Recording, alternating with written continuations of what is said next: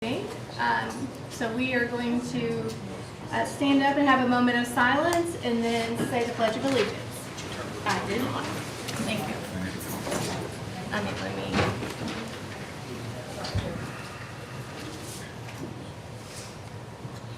Okay, now. Oh.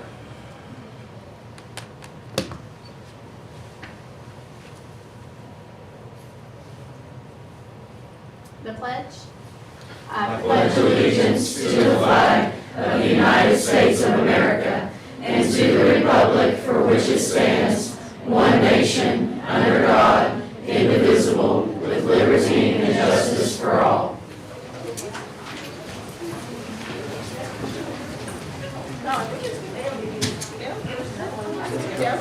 Okay, so just to let you guys know before I move on, Miss Rowland is homesick, and we hope that she feels better quickly.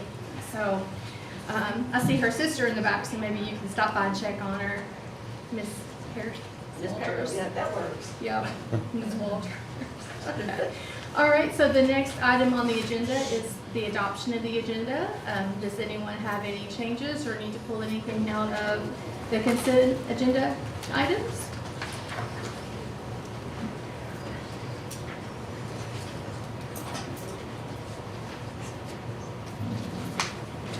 Okay.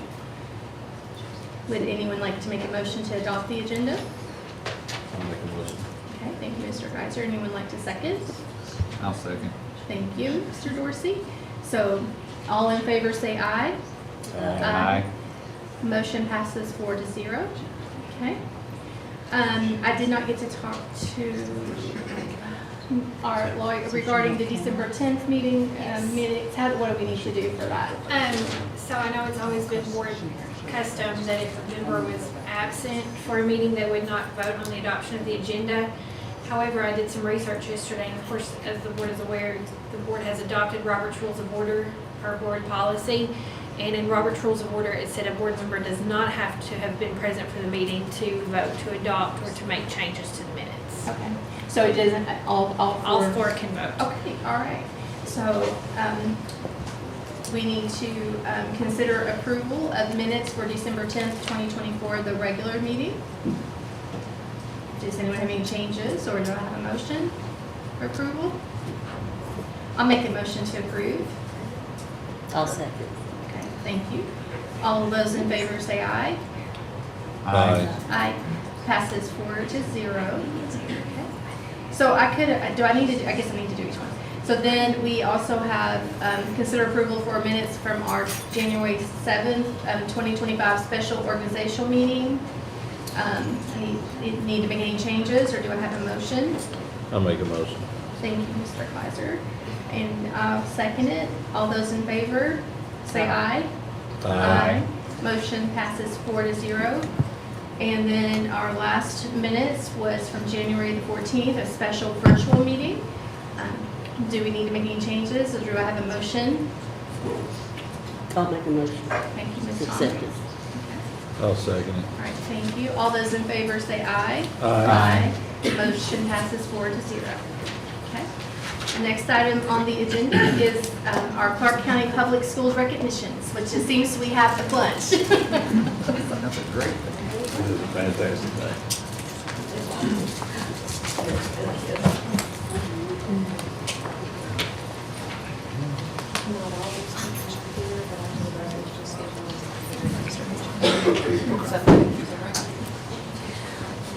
While recognizing our students' acceptance into a great fine arts program, before we begin that, we'd like to express our gratitude for the faculty who has guided and supported them on this journey.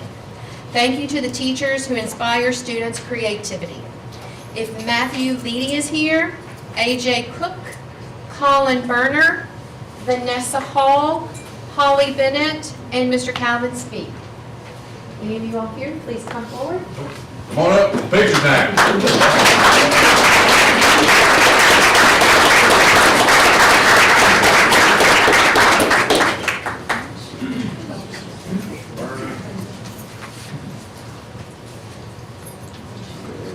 Yep. Okay, just make it short. And then you'll be Can I have She's going to direct us now. Okay. Creative direction. That's great, okay, thank you. Congratulations. Thank you again.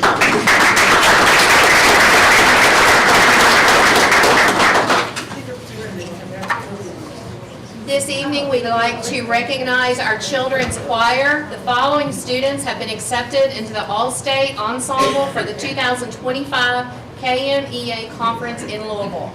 This honor was afforded to our students the opportunity to spend time in Louisville in February, where they will learn from some of the world's finest conductors alongside with other exceptional children and musicians from across our state. And I think this evening we have two with us, Miss Hopper and Miss Winberg.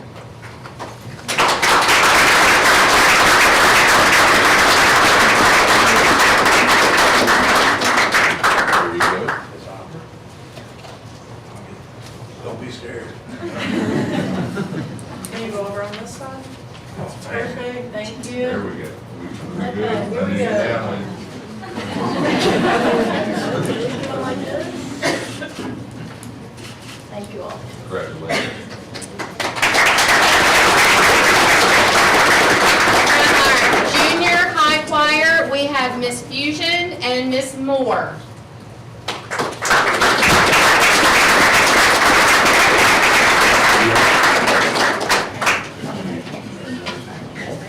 So she's going to want to be on each side. I'm sorry. I'll figure it out. She's on it. Yeah, I did. Okay, here we go. Thank you all. And then we got Mama. We'll pose back. You sure? Yeah, oh, yeah, absolutely. Thank you. Congratulations. From our high school band, this evening we have Miss Olivia Root.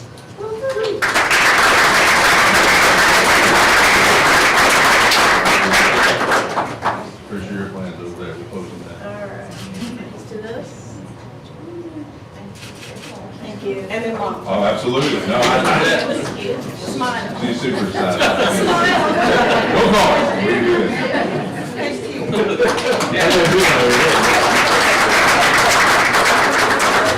From our orchestra this evening, we have Ella Evans.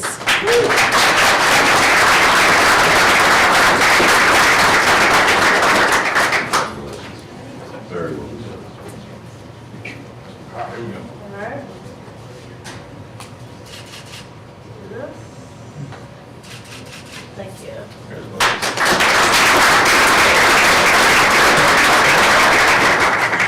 From our high school choir, we have Wyatt Jackson, Reagan McCormick, and Miss Ariel Osberg.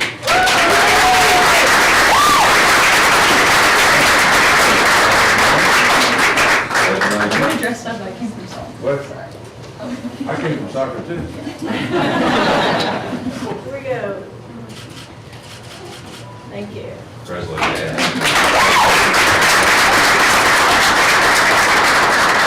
Will you do that again? Are you okay? Miss Reese Patrick is a senior who has consistently demonstrated exceptional talent both in the classroom and on the soccer field. Her dedication to excellence is evident in her academic pursuits, with her GPA as a 4.0.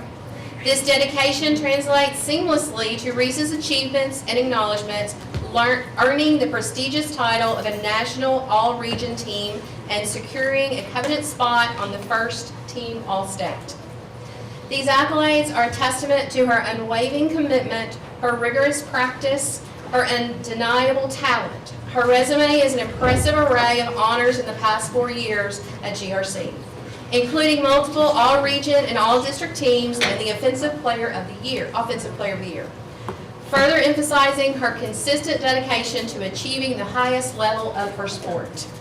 We extend our sincerest congratulations to Reese on her remarkable achievements in soccer. Her dedication, talent, and hard work is truly inspiring, and we have continued success. We wish it for you for the very best from here on out. Miss Reese Patrick.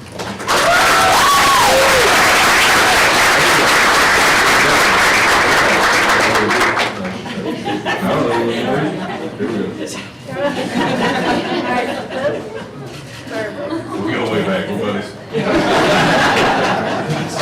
That's great.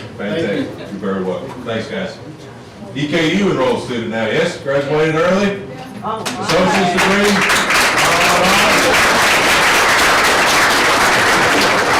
Thank you. Go Cardinals. What's that? Go Cardinals, yeah. That just doesn't sound as good as Go Cardinals. The 3-star rating is a pinnacle achievement awarded by the National FFA organization. This prestigious rating is awarded based on the chapter's comprehensive program of activities throughout the year, focusing on enhancing personal growth, building stronger communities, and strengthening the agricultural industry. This evening, we would like to express our sincere gratitude and appreciation to our dedicated FFA staff, leading an unwavering commitment and guidance at George Rogers Clark. Their hard work and mentorship has been instrumental in the success of every single FFA member. Please help me tonight in congratulating Ms. Tara Pigg, Charles Knight, and Kyle Wolf.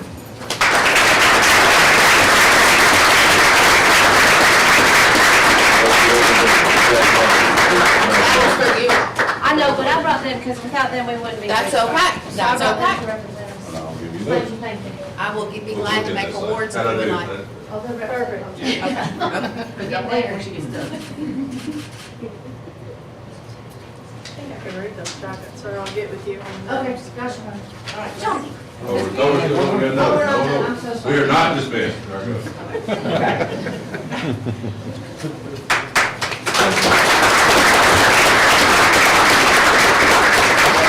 Ms. Pigg, you might want to stay in here. Okay. Horse judging competitors face a rigorous test, navigating and acquiring knowledge in precision, I'll get this right, I promise, precision evaluation of 3 confirmation classes and 3 performance classes, where they must clearly and effectively defend their placing with 2 sets of well-reasoned arguments for the class. Please join me in congratulating, now this is the #1 winner for the state. This is what you're looking at right now for horse judging from GRC. We have Olivia Warner, Cole Horn, and Allison Ashworth.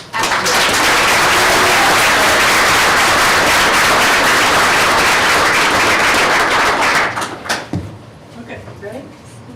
We go. Thank you. Congratulations, Jeff. Congratulations. I know you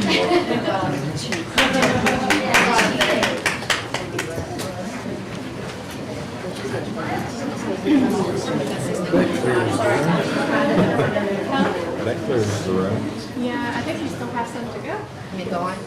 Our veterinarian science students successfully complete 3 rigorous practicums focusing on canine medicine, including the identification of veterinarian tools, parasites, and dog breeds, as well as a challenging veterinarian math exam, which I'll pass. Please join me in congratulating our team on their outstanding achievement in the state competition. Securing a 17th place is a testament to their hard work, dedication, and exceptional skills. We are incredibly proud of your accomplishments. We have Ms. Layla Snell, Lillian Hall, Abby Horn, and Ethan Tuck.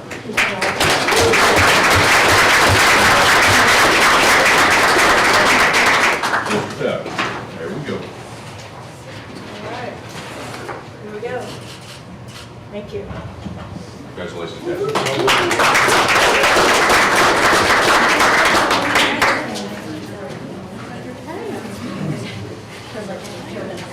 Give everyone a chance to stay or leave.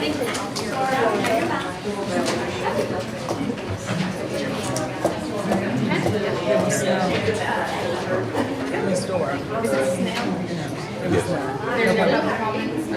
All right, our next item on the agenda is public comments, and there are none. So we'll move on to our next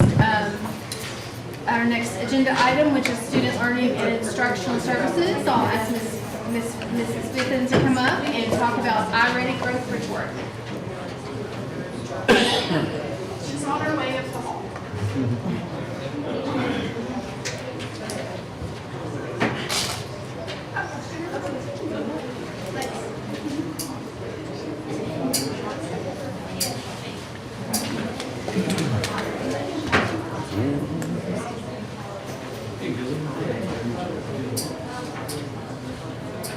While we have a minute, I'll just go ahead, I was going to say this, but this month is Board Appreciation Month. So on behalf of all of my staff, the community in Clark County, I want to say thank you.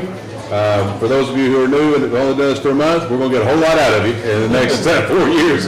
But I really do appreciate your laser focus on doing what's right for our kids. The time you spend reviewing agenda items for weeks at a time to make sure you're prepared, and then coming out here and making decisions that are best for our school system, community, and our kids. So we did give you a couple gifts. I very much appreciate if you guys need anything, but if we could, please stand and give them a gigantic round of applause.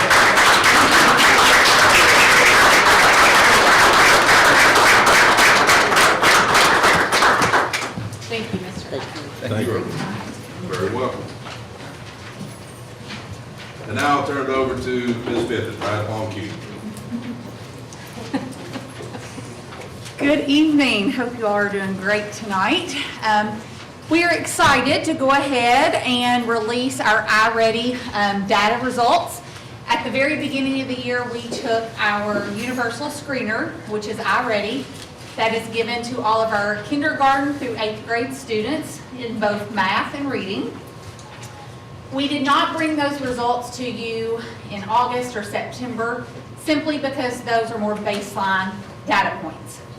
So we have waited until we took the second diagnostic, which was given in December. We have taken those results and now have analyzed those, and we're giving those to you tonight for you all to review. If you will notice and look at the key, we have broken this down into 3 different placement views so that you can see we want students more in that green area, which is on grade level or above grade level. So that is our goal and our target.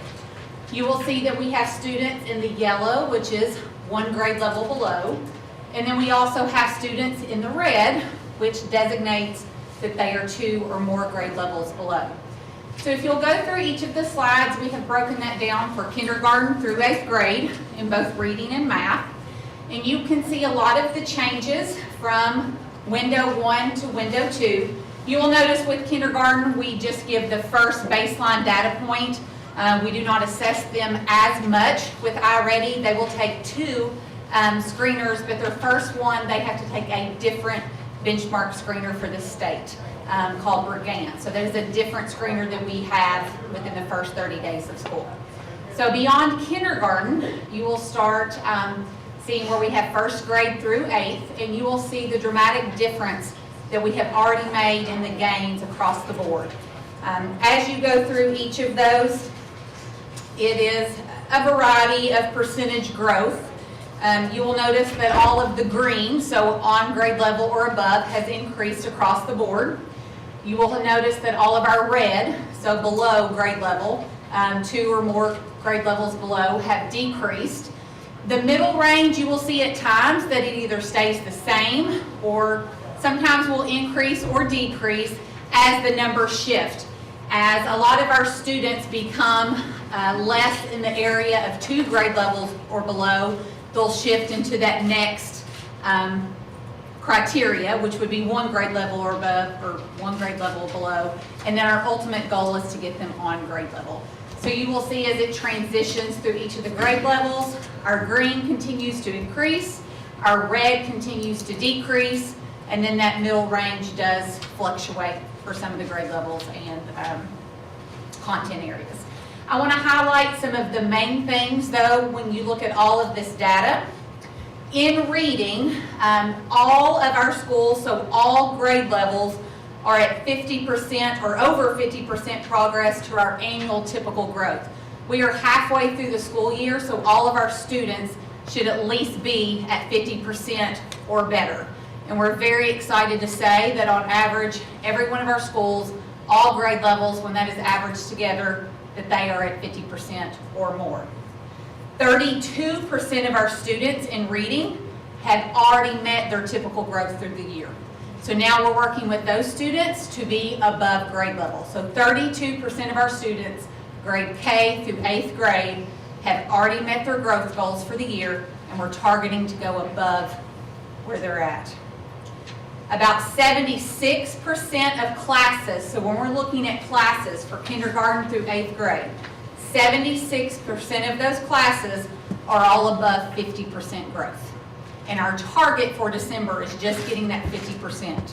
And we have 76% of our classes at 50% or more. So we're really making gains in reading. That has been a huge focus in our district, and we're really starting to see the gains with regards to literacy. Math, we have continued to put a strong push on math this year. We are still making gains. It is still not what it is that we're seeing in literacy, but we are making gains with math. The district average is about 53% towards that typical growth. So we want students to be at 50%, halfway to meeting their goals. And 53% of our district is there. So we're super excited about that. In math, 27% of our students have already met their goals for the year. So then we're looking at enriching those students and getting them to go above grade level. So 27% have already met their math goals for the year. And then when we look at district-wide, when we're just looking at classes, so all of our math classes that we have, 60% of those are at 50% or more. So really across the board, we're making the gains, the goals that we have set for the district. We're monitoring those. We want all of our classes, all of our students to be making 50% growth at this given time. And we're excelling beyond that in all areas of reading and math. But we're continuing to see more gains in reading just because we have focused on that prior to math. Now we're putting more of a focus on math as well. I'm just trying to continue the push with both literacy and math. I also want to note on the last slide, Justin, if you don't care to, we're very intentional with coaching in our district, whether it be through Kagan coaching, just to make sure that we have a focus on students being actively engaged. We have our phonics coaching, making sure that we're actively putting phonics instruction with our students in place. And then this year we've implemented math coaching. So we think that is making a difference. We're hoping and helping our teachers to grow in their professional learning areas, and that's impacting our students each and every day, and we're seeing that in our data. Do you all have any questions? I was going to ask, so I know with the phonics, you all started that, when did we start that last year, or? Yes, our current first grade students started that as kindergartners. So we are tracking that, we're tracking all of our grade levels, all of our students, really analyzing the data. But that is a data point that we're really tracking closely because they started as kindergarten students coming in, learning phonics through Orton Gillingham instruction.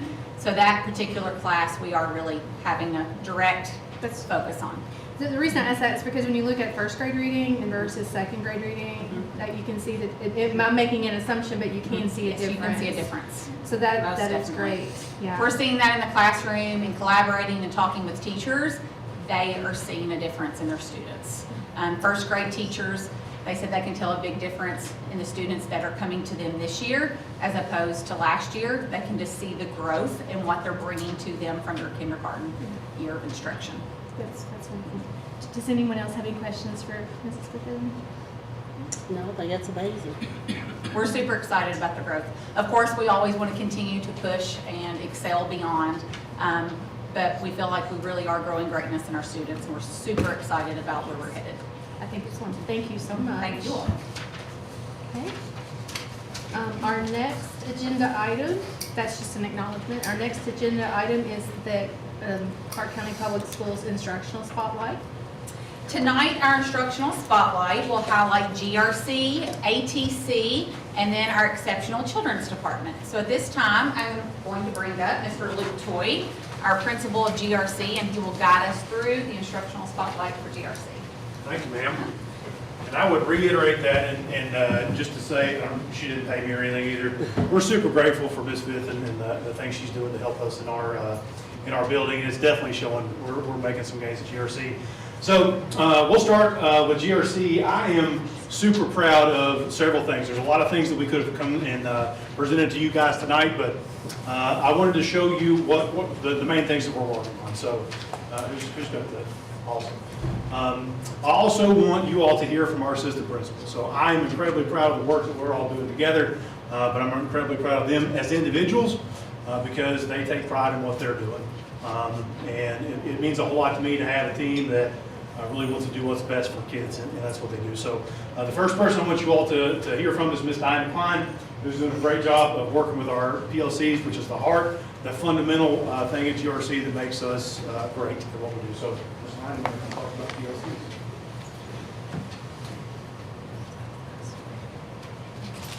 Hi, everyone. I'm Ms. Klein. So one of our big rocks this year is a professional learning community. So you'll hear me refer to that as a PLC. And I'm going to give you kind of the gist of it, but PLCs are my jam. It's one of my favorite things to do every week. On Tuesdays, we meet with teachers. And the reason I love PLCs is because it is the greatest form of collaboration that we can have amongst our staff. It brings teachers out of their silos and into a community where they can talk about data and make and have intentional conversations about strategies that can help students make gains. So what you have in front of you is our PLC protocol. We just started this after Christmas. We had a very slow rollout of this. We wanted to be very intentional in how we created the protocol and how we introduced it. So we took half the year to train our teachers in what the protocol should look like, and then they had some input as well on creating it. So they had some ownership in the protocol document. And what you'll see here in front of you, I'm not going to go through each one of these, but there are 4 main components to a PLC. And this is all based on Richard DeFore's model of what a PLC should look like. So we talked a lot about a PLC, and sometimes we get caught up in calling it a PLC, but it's not a true PLC, it's just a meeting. For it to be a professional learning community, you have to focus on the 4 questions. So the first one is, and you can see that under number 1, what do we want students to learn? That's where we're really looking at the standards, we're assessing our I can statements, and making sure that there's congruence between the 2. Number 2, how do we know if they've learned it? Again, we're looking at the standards and we're looking at what does the data tell us? How many students mastered it? What percentage was mastery? And where are we? Where is each teacher with the standards? And then we also really look at the assessment. Does the assessment match the standard? Is there a congruence between the 2? Because the vocabulary needs to be similar. We want to make sure that our students are getting assessed to the rigor and to the standard that KSA has us doing. So question 3, what do you do when they don't learn it? That's my favorite question. That's where we get down to the nitty-gritty, the name and claim, and we start talking about the kids that didn't master. And what instructional strategies did you use the second time? The first time you taught it like this and it didn't work, so what are you going to do the second time around to make sure that they master it? And then the last one is, what do you do when they've already learned it or they already know it? And a lot of times that is our advanced students. So what enrichment activities did you do for them to get them to make sure that they're challenged and that they're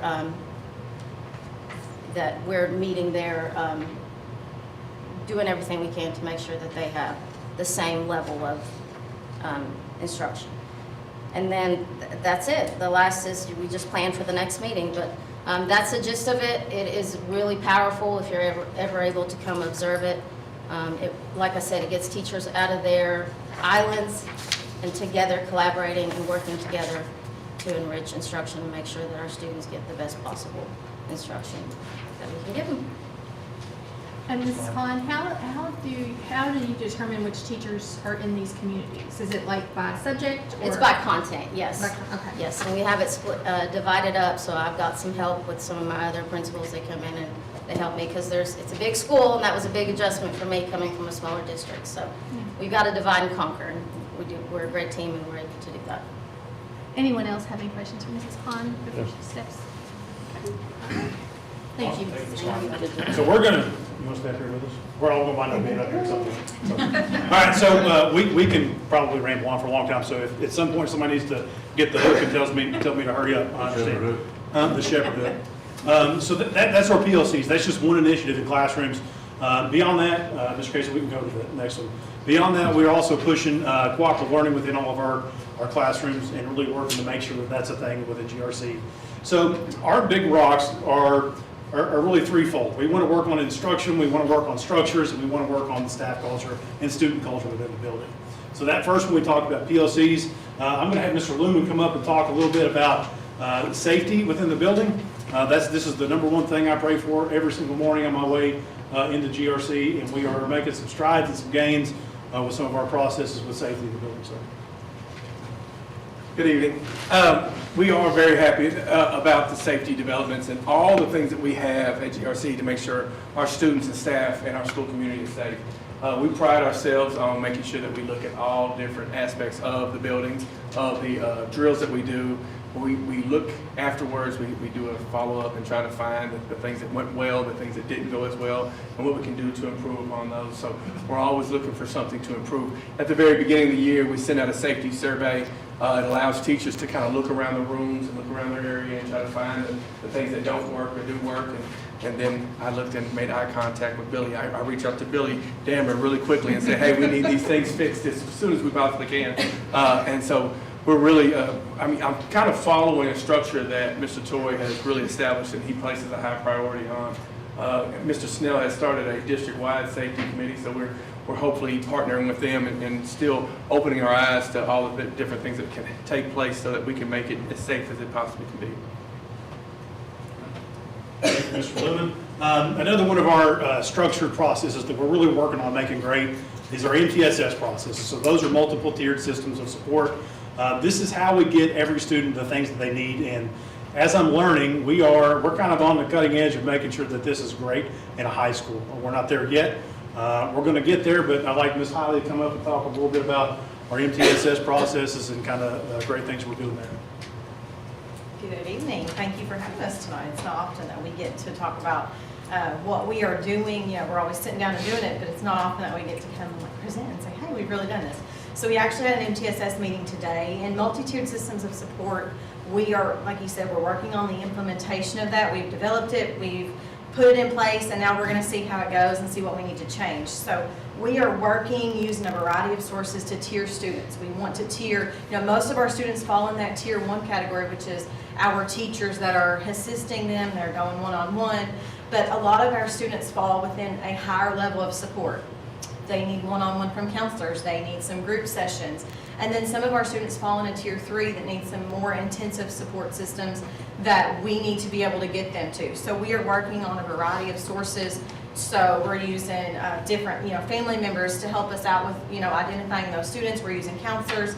We're using some of their teachers that have a really good relationship with them. We're using students themselves to kind of self-report and tell us some of those things. And our main goal is to connect students to the appropriate intervention to help them succeed, because we believe all students can succeed, but some of them just don't have the interventions and they're just not ready to move forward with that, and that's our goal, is to get them there. Thank you, Ms. Holly. I'd be remiss if I didn't thank a couple folks for also helping us with our MTSS support. So huge shout out to Mr. Howard also for kind of working through some of the processes with us at the school, and also Ms. Nelson, who's been pretty instrumental. I'm not sure if she's here or not, but she's amazing. All right, so all this is good stuff, but at the end of the day, it doesn't matter if the culture is not good in the building. So we can have the greatest processes, structure, and instruction possible on the planet. If staff or students don't like to be there, then it makes things not great. So we are always working on making sure that staff and student culture is the best it can be. So I'm going to let Ms. Cook take over and talk a little bit about our process on culture. Hey guys, so like Mr. Toy said, if the staff and students don't want to be there, it's not super enjoyable of a place. So we've done some things this year that have been very intentional in terms of trying to connect with our staff and trying to connect our students to students and students with staff. Some might say they're forced. I think it's intentional. We weekly, we have Cardinals of the Week. We have those with our students and also our staff members. In the fall, we had tailgates. We have food trucks come in, just different things that promote the excitement of being at school and things that we can all bond over. we have recognitions, we have celebrations. This year, Mr. Lumen has played an outstanding role with our PBIS committee, and he has done a great job celebrating kids. So those are just a few of the things we've done.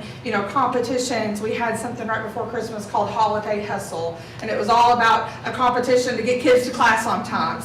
And then if they had a certain percentage of attendance accuracy, they got to attend a reward event. So we are really trying to implement some positive changes that are based on data. Mr. Toy, you'll have to remind me, I can't remember the name of the survey. Upbeat? Yes. Does that sound right? So every school participates in an Upbeat survey, and we were very, very excited to see that our school showed significant growth from a first-year administration last year to this year. It's very clear that we're doing some of the right things, and we're really excited about what the data shows and all the efforts that we're putting in and the progress we're making. Thank you all. No shepherd hook yet, so. All right, so that's kind of the big rocks, the big things that we're focusing on as GRC. Like I said, I'm super proud of these folks standing behind me, the kids and our teachers in the building, and the support that we get from Ms. Howard, Ms. Fifth, and everybody here at Central Office. So thank you all. Appreciate you all having us here tonight and the opportunity to be able to talk to you. Are you all doing, and you all, you're starting out rough. Are you all doing okay? Yes. So the blessing behind some of the rough things that happen in a year is that it brings us closer together as people. So although we did have some hurdles to get over, GRC is really taking it in stride and becoming a little bit closer because of them. Well, I have high regard for you all. You do an excellent job. I've seen a huge change in the environment and culture that you're talking about from the time my son was a freshman until this year, his senior year. So thank you all for all you're doing, all your hard work. Thank you. Yeah. All right.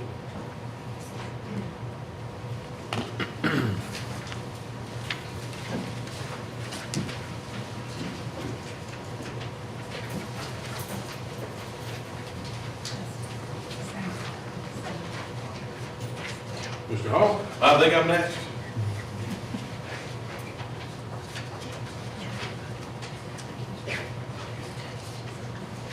So my name's Mr. Hall, so the new board members. I'm the principal of the ATC, and so some things that I'm here to talk about is some increase in our students doing credit opportunities that we did this year. So last year you can see that for the 23-24 total, we had 203 students who participated in dual credit opportunities. And so this year, and this is just to the fall, we had 278.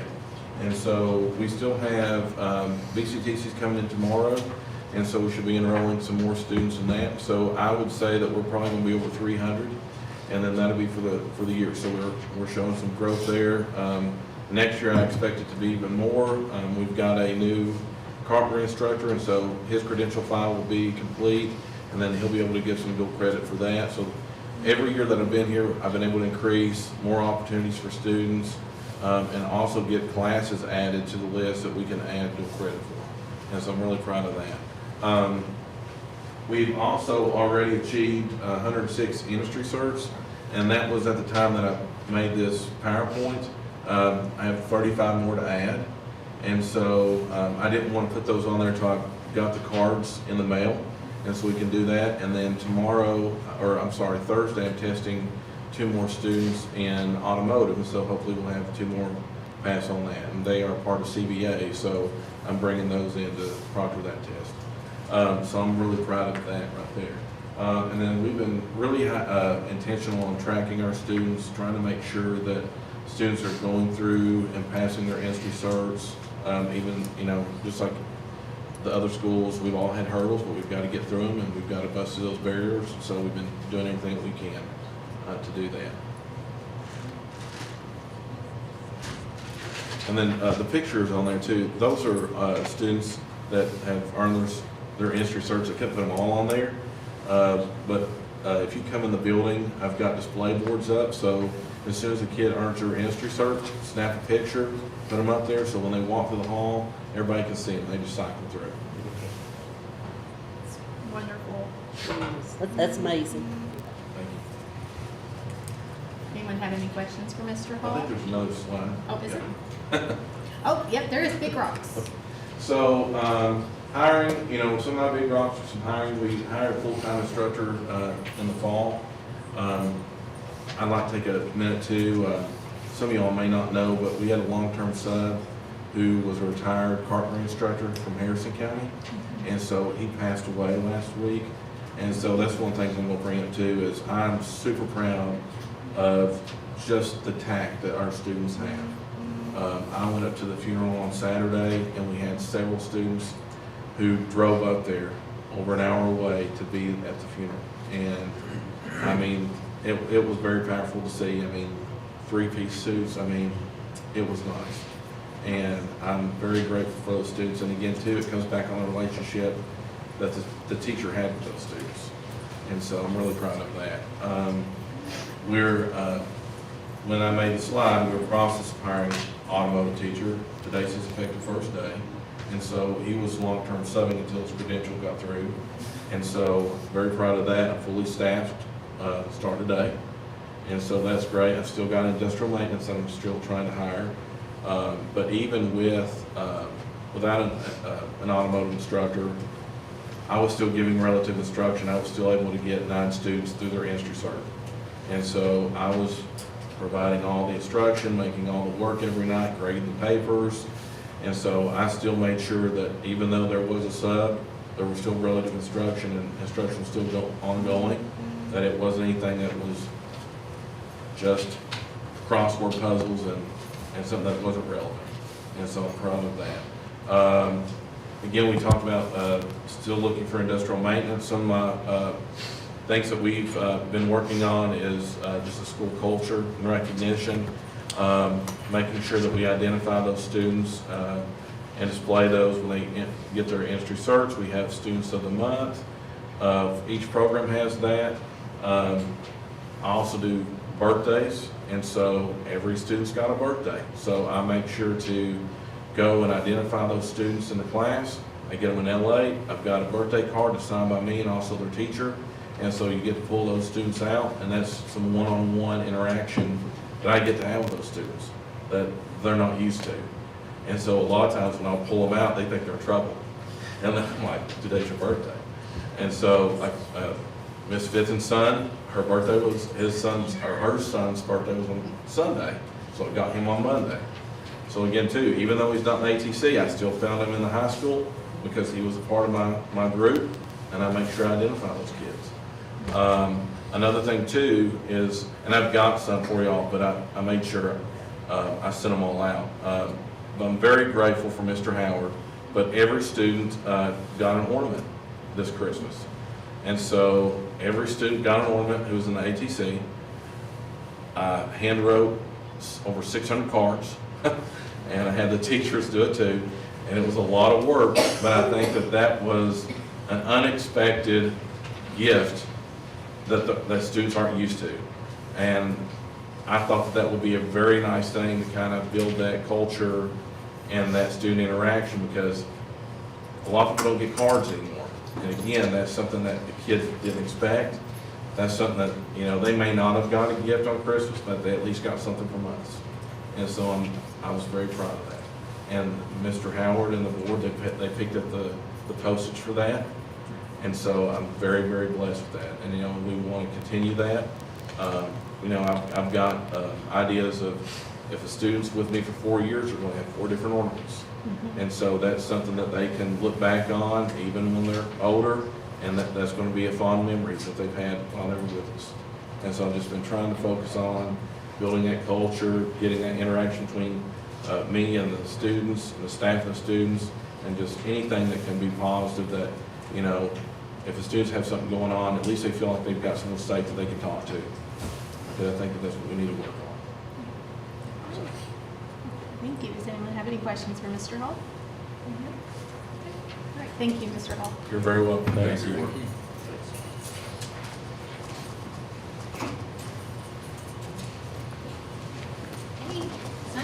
McCormick. I'm the Director of Exceptional Children, and this is Elizabeth Alejo, who is our Instructional Specialist for the Exceptional Children Department. But we work very closely with Ms. Fitton and her staff to support academic support across the district. So within the Department of Exceptional Children, we basically have two blocks, you would say. We have one that's compliance, which is what I'm going to talk about and what our department is made up of. And then we have our instruction, which is the most important because it's impacting our kids and helping our kids be more independent and successful. So on this slide, you see what our department is made up of across district-wide. However, I just realized we forgot three very important folks. We also have 3 American Sign Language interpreters for our district. And we are very blessed, and I don't want to say it on a jinx, but we are fully staffed for our EC department across the district, which speaks volumes, not just for our principals and the students, but also for our board and the central office, the work that we have done to be creative to recruit and retain such folks. And so that kind of helps us sleep better at night, knowing that we have amazing people supporting our students. As you can see, we have 3 school psychologists who work on the educational testing, so we cannot diagnose, but we can provide students potential eligibility services through the 14 eligibility categories set forth by the Kentucky Department of Education. And so those school psychologists, along with our educational diagnosticians, help out with that. We have facilitators, which are special education facilitators or ARC chairpersons. Those are the folks who assist our families, our principals, our students, to kind of make sure everything's kept in line, making sure we're being compliant, meeting timelines, ensuring the IEPs are written appropriately, but also they're kind of that person with more special education knowledge, that if a principal were to get a phone call or we get a phone call here, that they're kind of that go-to person within the building to support our teachers, our families, and our other folks within the building. We have 67 teachers, and that does include teachers who teach students with moderate severe disabilities, so students who have a cognitive and adaptive behavior that are significantly below. And then that includes that includes our teachers who are in the traditional co-teaching setting. We also have a teacher for the visually impaired and a teacher for the deaf of hard of hearing within our district. Our speech language pathologist, we have 9 of those. Again, we do contract with some just with carryover or maternity leave. But we also have our 60 instructional assistants, which are work just as hard and do as much for our students as teachers or us standing up here. And then we have occupational therapists that are employed by the district, and we have a physical therapist who is contract, and we also have an orientation mobility specialist who works with students specifically on visual impairments. So those are kind of our things. I think I got all my stuff. But the most important thing is the students that we serve, and as of December 1, we had 1,131 students that are serviced through Exceptional Child Services. And that can range anywhere from that speech language impairment all the way to those students with those cognitive delays, and that ranges from preschool through grade 14, because some of our students are eligible to stay in high school through the age that they turn 21. And we're very blessed that we do not say, happy birthday, you're gone. We let them stay for the remainder of that semester. So if they turn 21 in the fall, they just leave at that winter break, or if the spring, they stay through the end of the year. But again, a lot of the stuff that we do are the indicators that the federal government and the state government mandate us to make sure that we meet. And of course, those things are important to make sure that we're compliant. But the most important thing that we do is the instruction and the work that we do with our teachers to help our students. So I'm going to let Ms. Vallejo talk about that. Hi, good to be here tonight. So something that we've really pushed the last couple of years is our co-teaching styles, and really last year we went through the first 9 weeks seeing what did our current EC teachers know and what styles were being used. After taking that data, we have really pushed our station teaching and parallel and team teaching across the district. And because of that, we have seen benefits for all our students involved. Not just our EC students in those classrooms, but some of maybe our tier students that receive tier 2 and tier 3 instruction, our gifted students within those classrooms, as well as our EL population. So some benefits from that, we increased the teacher to student ratio. In many of our co-teaching classrooms, we have 3 adults that are able to be in those classrooms, especially in our content areas of math and reading. We have opportunities for more differentiated instruction. Shared responsibility for planning and assessment, that is huge in being able to close the gaps that we have with our children that have disabilities. We promote inclusive education practice. Like I said, we just don't touch our exceptional children. It's just not students that are identified under IDEA, but it's our EL students, it's our gifted students. So be able to provide those extensions and those supports for those students so that all students grow, that has been phenomenal for us. Especially design instruction lesson planning. So last August 1st, we had our PD that brought all K through 12 co-teaching teams together. And the expectation is that we are commonly planning every week to provide inclusive lesson plans that do focus in providing that specially designed instruction within our stations. We will talk about the growth in that in just a moment. And then our intentional PLC. So this summer, the facilitators did some phenomenal work, and we worked together. We looked at Ann Benninghoff, the book Specially Designed Instruction, and we broke that book down over the year, and we have focused each month on a different strategy to present to all K through 12 EC teachers. So everyone is getting the same language and how we are consistent across all buildings, so especially our transient students in the earlier grades are making sure that we are providing those practices across all grade levels. So with that, we have had a lot of progress and growth. We still have a lot we want to grow, but we've seen a lot from already data window 1 and 2. Like Ms. Bitton said, we have closed the red, but our co-teaching classrooms are meeting annual typical growth at the same rate with our traditional classrooms. So that is huge for us, that we're being able to close that gap. We have closed the red, now we want to close the yellow, right? So we're really focusing within our classrooms to really target and use the iReady and those tools to target specific deficits and skills. So we're having that mindset as we go into common planning and making sure we're intentional with our instruction. Another thing we like to celebrate is in our KSA window from 22-23 to 23-24. Our middle school came out, the subgroup of EC came out of TSI. That's a phenomenal work of the middle school admin and the instructional specialists there that helped supported us in our co-teaching model. In our elementary, we went from 11% proficient and distinguished to 19% proficient and distinguished in an elementary school.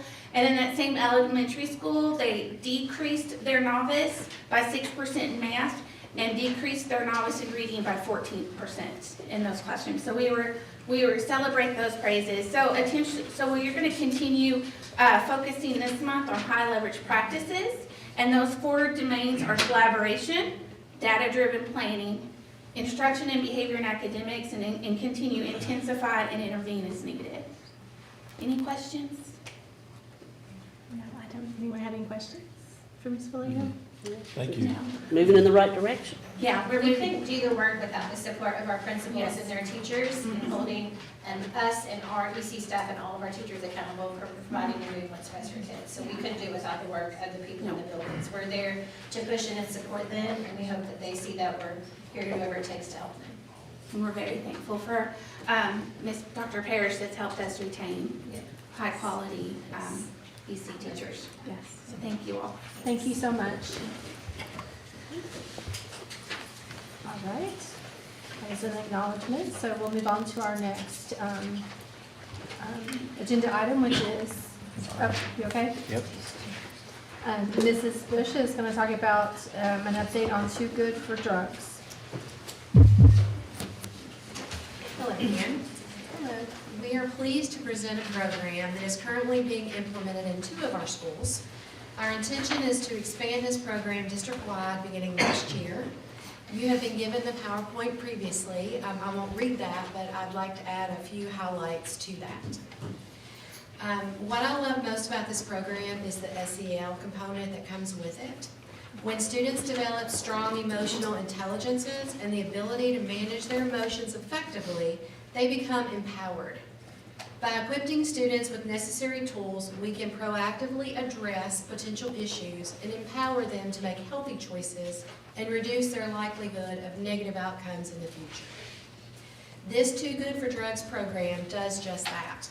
It equips students with essential life skills, focusing on 5 core social emotional learning competencies, which are goal setting, decision making, communication, emotional management, and resisting peer pressure.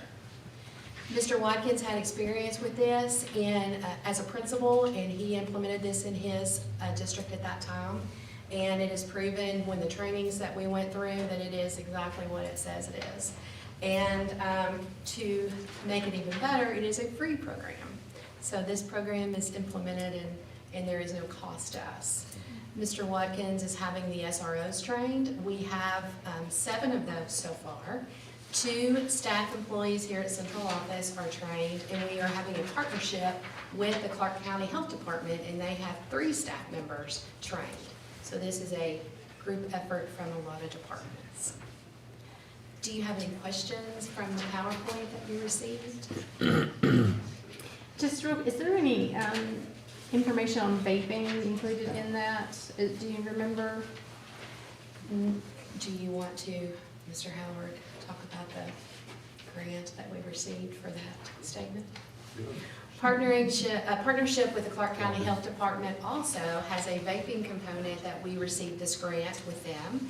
And it is $4,800 for Phoenix, RDC, and GRC. Wonderful.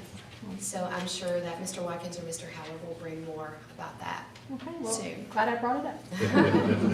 Great news. So, well, thank you for that update. Does anyone else have any questions for Mr. Bush? Okay, that's great. Thank you. Thank you. Okay, I'll ask Mr. King to come up and talk about the approval of the 26-27 school calendar. Good evening. Good evening.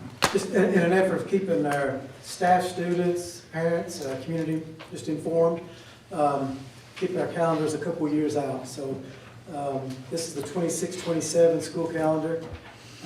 Had a couple options. We sent out a survey, I think it was late August, early September, got some feedback on the calendar, convened a calendar committee. Mr. Dorsey was the board representative on that.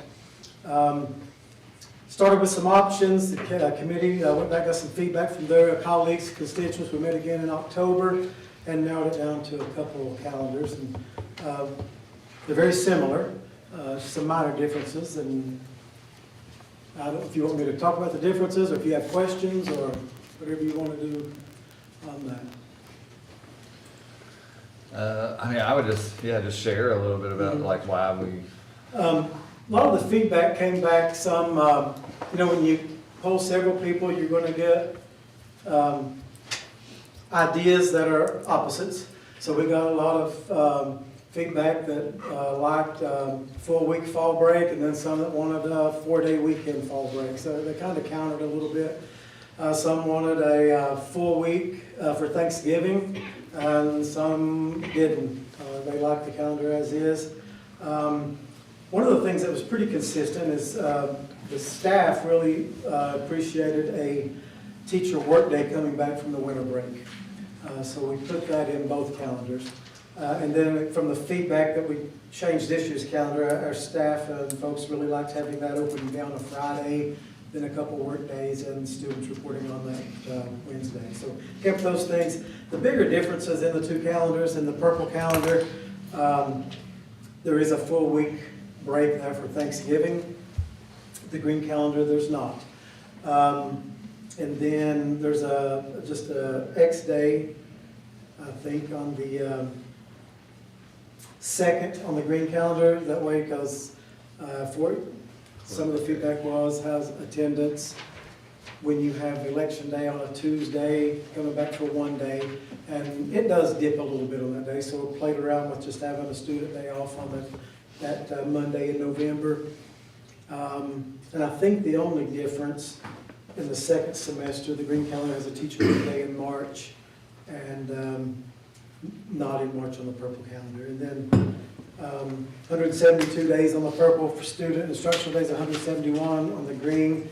If you wanted to keep it at 172, that would be a pretty easy fix to add a day on the green calendar if you like it better, but would like 172 days. Minimum for calendars is 170 days and 1,062 instruction hours. We get the instruction hours really easy. It's the days that we just got to make sure. And I think the consensus was pretty much purple mainly, right? Wasn't it? I do feel like from the committee that the purple was, We wanted to provide multiple choices though, Yeah. that way everybody could kind of see what, Yeah. what it would look like. But we went through, I mean, went through quite an extensive, just knocking certain things off, what happens when, especially with the end of school, teacher work days, stuff like that, so. and we talked about how it was nice if we could finish school before that last election day in May and not break up that week. That's just, it's difficult sometimes. But then if you couldn't, we can get by that if we could get everything finished by Memorial Day was the goal too. But yeah, they are very similar. Is election day later in the month or something? In May, it's the fourth The fourth Tuesday. Tuesday, yeah. Primary. Seems Primary. like- I guess, have they changed it? It used to be earlier than that, I thought. That's just general elections on the first, the primary in May is usually later. Okay, I always thought it was a little earlier in the month, but really, Mr. Dorsey, I mean, your opinion, do you feel like it's good to go, or you have any suggestions? No, I thought it was, yeah, I was pretty happy with both of those. I mean, we narrowed it down as much as we Okay. possibly could, you know, without just letting the board decide which calendar to go with. Okay, all right. Can I ask a question? On the purple, first semester you have 81 days, second semester 91. Usually they try to stay closer than that. And I'm wondering how that will affect learning in the first semester. Because you're going to be off a week, then you're going to be off a week the next month, and then December, 2 weeks. How that will affect the learning. Traditionally, there are more instructional days in that second semester. You do try to keep it as close as possible. It does affect a little bit, especially with those schools that have semester classes. So especially at the high school, you got a half-credit class. You've got to get some things done in 81 days, and then you've got 91 the next semester. But they know that ahead of time. They always plan accordingly on that to make sure Yeah, they get everything covered. Usually that's why we're approving the 27 calendar right now. Trying to, 2 to 3 years out.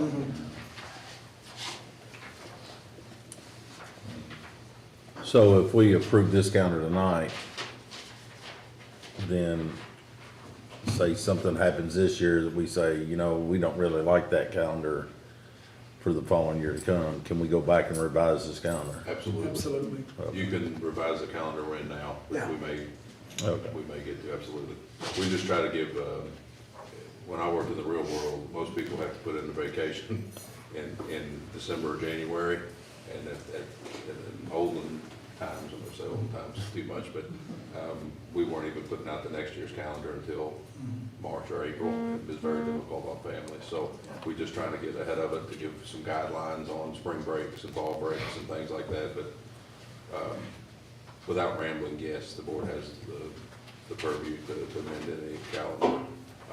I will say, as far as the instructional days, I agree very much with Mr. King's segment about the high school and trying to even it up. What's happened in the last couple of years is with NPI days, even though in the second semester you have more instructional days, you are gonna have snow days and you are gonna have some of those NPI days that will count as instruction days. But in my opinion, even though they're better than just adding on into June, they're not as good as an in-person day, period. So that does make up a little bit for it. But again, it's completely totally your all's decision. We will educate them at a world-class standard, no matter what you choose. And the conversations with the calendar committee were with the opening being so early in August, on August 12th, I guess that's what we've been doing, but how did, it's the same on both days, never mind, just forgot I asked that question. So, but I did hear you say the calendar committee preferred the purple over the green, is that? I don't think, it was still really close, Yeah. but, I mean, but these were by far the most selected calendars out of all. I mean, we produced 6 or 7 and played around with them. Everybody kind of got to play around with dates, just to see, you know, like, instruction begins, students come back at the end of the week, or, you know, if we moved it to the middle of the week, you know, what kind of changes that would force us to make with other situations in the end of school. So, I mean, this is, I think the green's pretty close to what we have right now. But with the week of Thanksgiving, it just kind of changed a few things around, but everybody they wanted to give us that option to kind of make that decision on our own. And I really don't think it's gonna change, the 2 days, I don't think it's gonna change what they learn in that period of time. Whether we give it the week or the 3 days, I think it's gonna be a preference of. And some of the feedback too was on the start time was, some they requested to start a little later, but then there were several said like it exactly how it is. And I guess the thing you gotta keep in mind, you start later, it's just less days you get that first semester too. So, Did you all poll the staff by any chance? yeah, there's surveys that went out to staff and parents.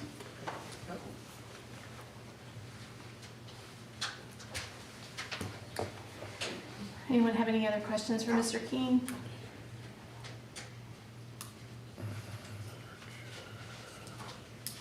Okay.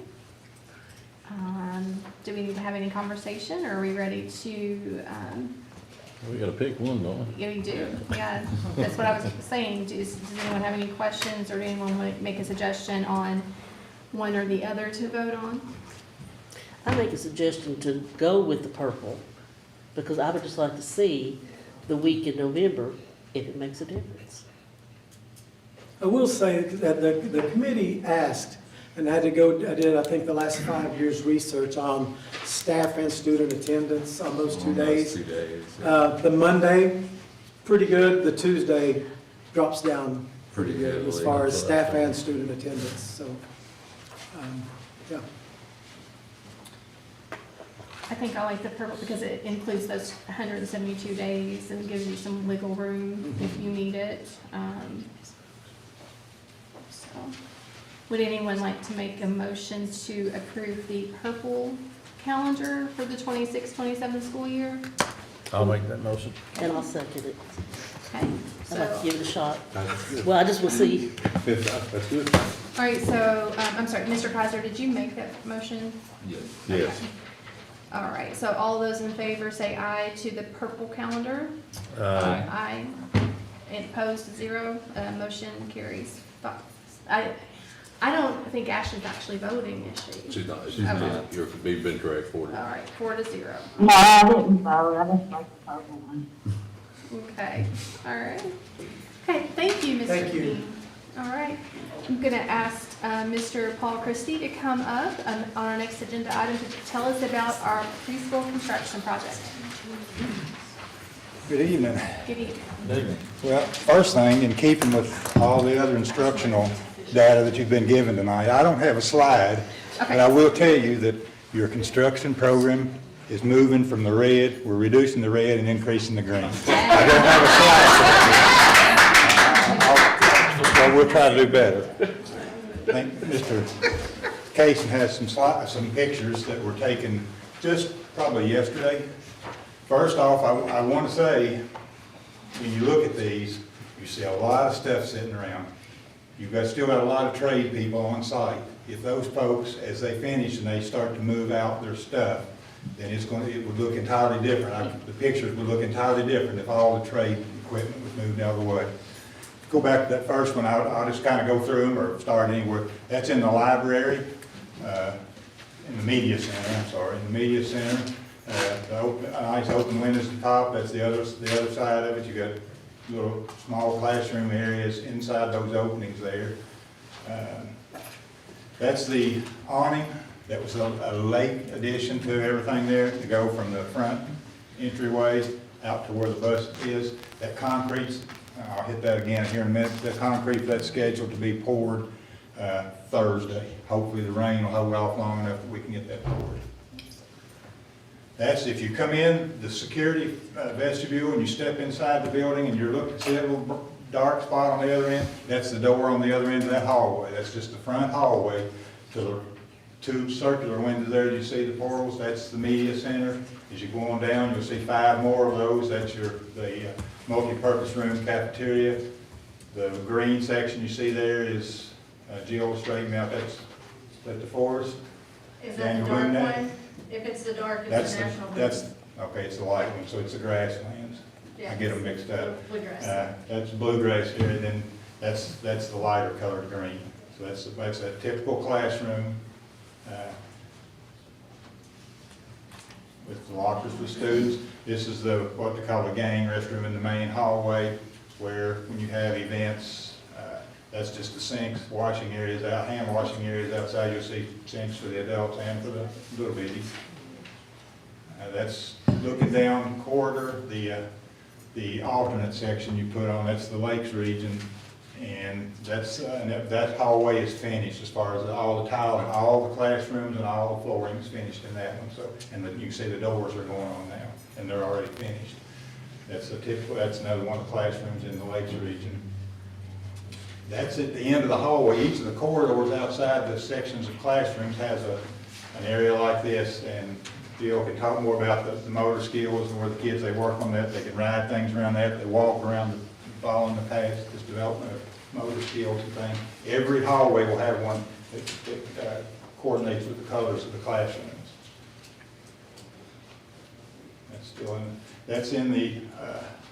That's the main storage area for everything, so it really looks bad in there right now. But that's the multi-purpose room, the cafeteria. When all that stuff moved out, it's ready for the tile to go down on that floor. Inside the cafeteria, that's part of the serving line. It's inside the kitchen area. They're putting ceiling tiles in there. That's one of the 2 freezers there, one inside. And then there's another freezer outside, which makes it nice when they get deliveries, things going in outside. You don't have to have people coming into the building like we do in a lot of the other places. That's back in the backside, more of the food prep area.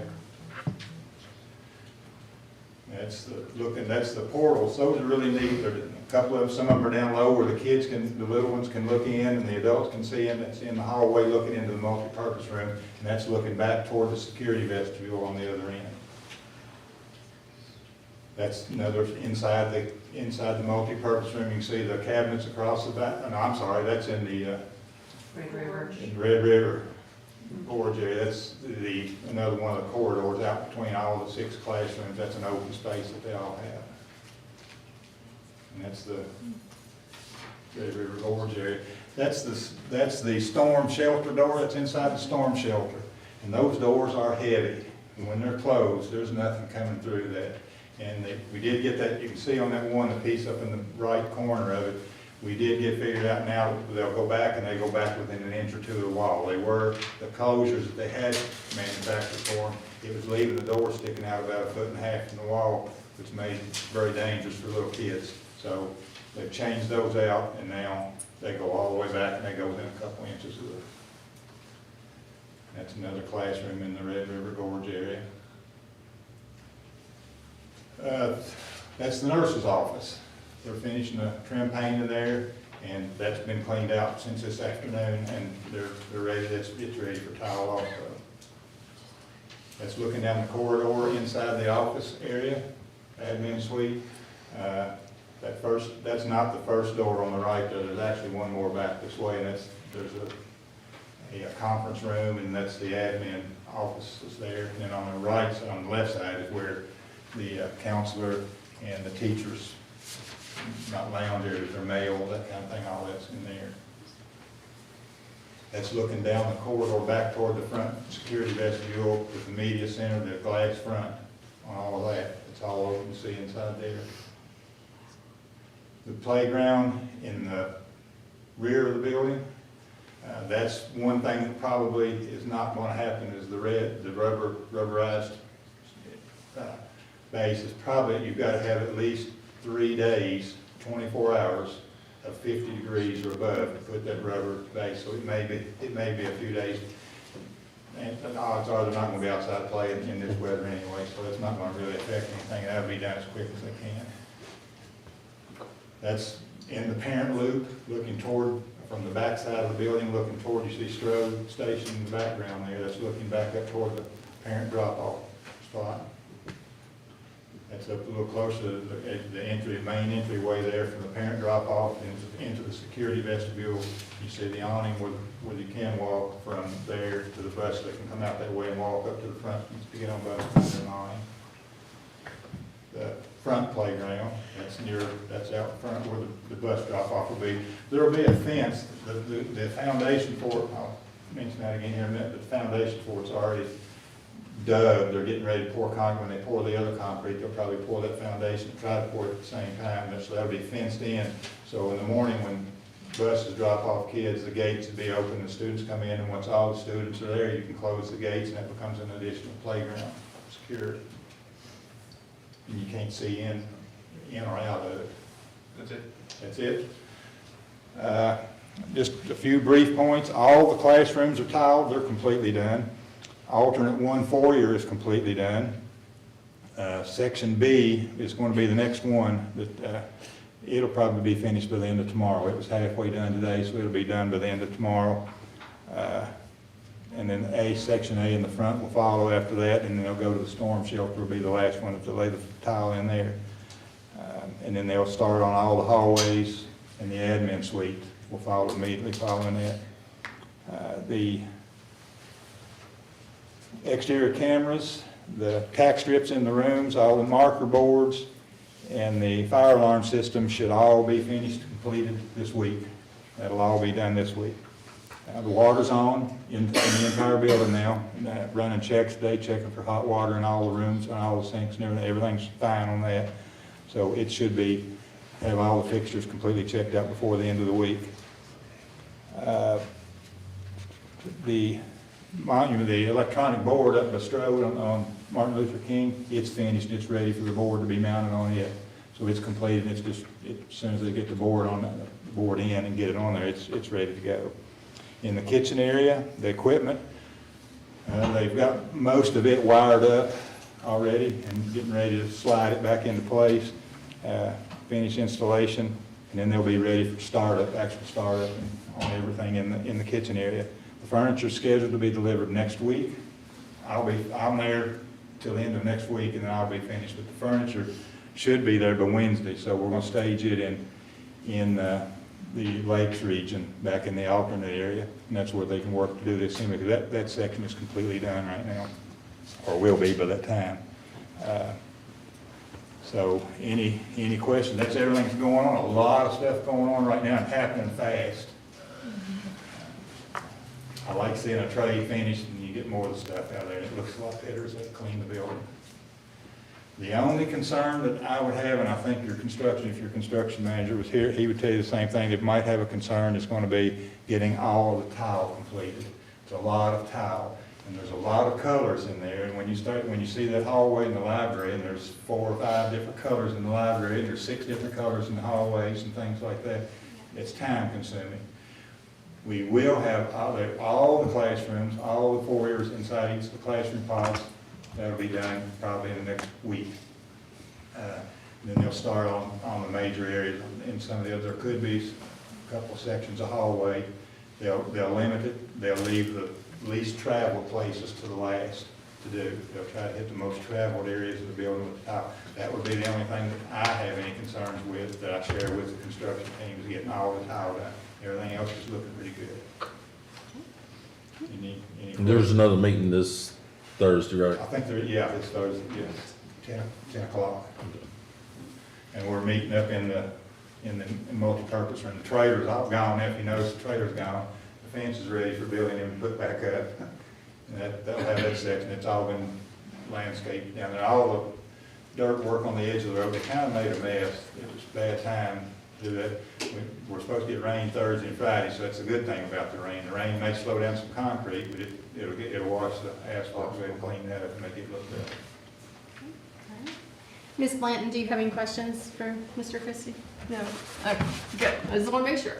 All right, well, thank you. She doesn't come with questions, she comes with orders. Thank you for all the work you've done on the preschool. Thank you all. I've enjoyed it immensely. It's been a neat thing. That was something we tried to start several years. We've been working on for years, and to be able to even though I was gone, to be able to be a part of tonight. Appreciate it. Awesome, thank you so much. All right, that was just an update, so now I'm going to bring up Mr. Watkins, and he is going to consider approval of PR 15 to MP Kelly Construction for painting existing exterior doors and frames at the Cardinal Innovation Center renovation in the amount of $5,414.09. Also, I want to say thank you, Mr. Christie, for all your help and work on getting this preschool built and open, and we're super excited about it. This change order is exactly what it says it is. As we were finishing, we felt like the garage doors and exterior door frames all needed to be painted to make the outside look as fantastic as the inside, so. Okay. Does anyone have any questions for Mr. Watkins? Do I have a, I'll make a motion. thank you. I'll second. All those in favor say aye. Aye. Motion carries 4-0. I believe, Mr. Watkins, you are next to talk about the Clark County District Facility Plan. I'm gonna ask Mr. Brookshire to come up here and be my wingman on this one. As you all are aware, we talked through last year, starting January, February, about the LPC process, the local planning committee, selecting our members. We advertised, we got community members, we had staff, we had parents, we had a board member, Ms. Ritchie. So there was 20 people on that local planning committee.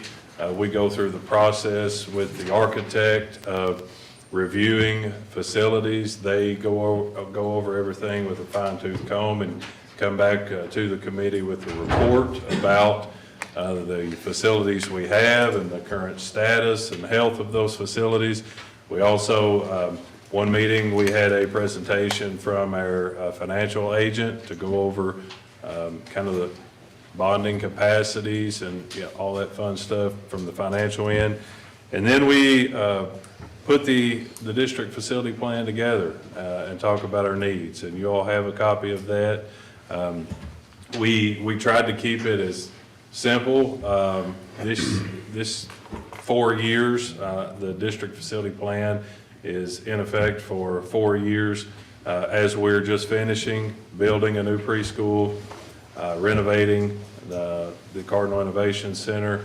We don't have on there to build a new school building right now. We have some major projects like RDC roof, HVAC, some of those things as our priority ones.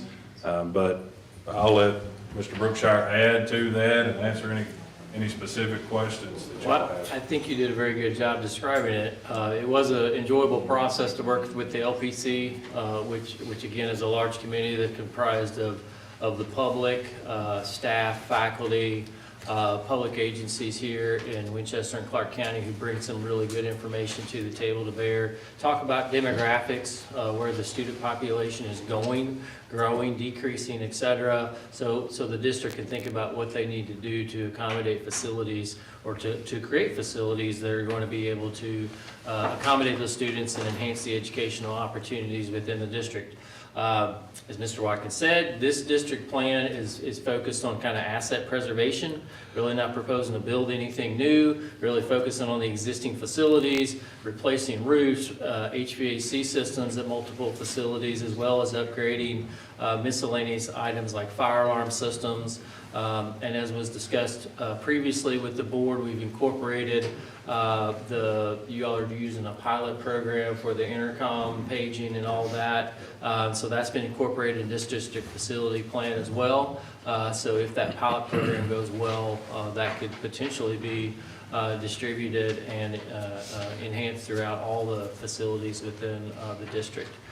So you all look at it and see it. If you all have any questions, I'd be more than happy to answer anything that you all have. We are at the point, we've worked through the LPC, we've worked through KDE, their facilities branch. They've reviewed the district facility, provided comments back to the LPC. We've hashed through those, modified the document, sent it back to KDE again for their final blessing, made some just really minor wording tweaks, And then that's the version that you see before you today after having gone through multiple iterations. It's presented to you all for your review. And if you all are in agreement with that, then the next step is there's a public hearing and you all actually have an agenda item to identify a public hearing officer. And then that gets conducted before it comes back to you all for one final approval. And then it gets put on file with KDE. That's the document. It exists for the next 4 years as your all's district facility plan. There are ways to modify that document within those 4 years through a finding process or an amendment process if their facility needs change or something comes up that you want to look at that's different than the district facility plan. Mr. Berkshire, Yes, can you tell us, I think I know what the 1963 building section is, but can you tell us exactly, is that like the old, The 1963 RDC building is Yes. the original George Rogers Clark High School. Yes. That consists of the gym, and then the two wings? Is it, you also call it H-wing? Okay, H-wing. And those two wings? And the two wings that I would have called G and C, but now it's R and C. I would have called it right? A, B, C, D, Yeah. so that's how I know. When I went there, it was G, R, C, H, Yeah. and I don't even know where S was, quite frankly. I think that was down over by the cafeteria. Okay. So, yeah, yeah. So does that include the cafeteria and like all that back in there? Yes. Okay, all Yes. right. Because, I mean, I didn't realize it was built in 1963. I thought it was a little bit younger than that, so. 1963. Okay. All right. My father was, he was part of the first graduating class from that Cool, facility. neat. My dad didn't quite make, he graduated before, so that's good. Okay, does anyone have any questions for Mr. Brookshire or Mr. Watkins? And who, oh, what is it? What is it? Yes, during the LPC, Mr. Watkins and I kind of went back to Mr. Howard on some conversations here lately. One thing that I would like to eventually have considered, and just be put into a finding, I believe it's what you said, what the spring as a finding. That's right. Is eventually we would like to hopefully look into maybe putting in a bowling alley and maybe a pool for our swim team. If we can look into that, but it would have to be put into a finding. I know we've had people that kind of question that, so I just wanted to address that we are looking at it, but, and we did have a discussion about it, and it can be amended later on to this. Yeah, especially with the cost of sending the teams somewhere else to train. Can you, I couldn't quite understand her, Mr. Howard, were you able to understand her? Oh, yes, ma'am. I can translate though. Computer talk, Google Meet. I spent a lot of years on Google Meet at board member meetings and things, trainings. So basically, what Ms. Ritchie was asking was there's been some conversations about discretionary projects, specifically if we wanted to add a bowling alley or other programming like pool or.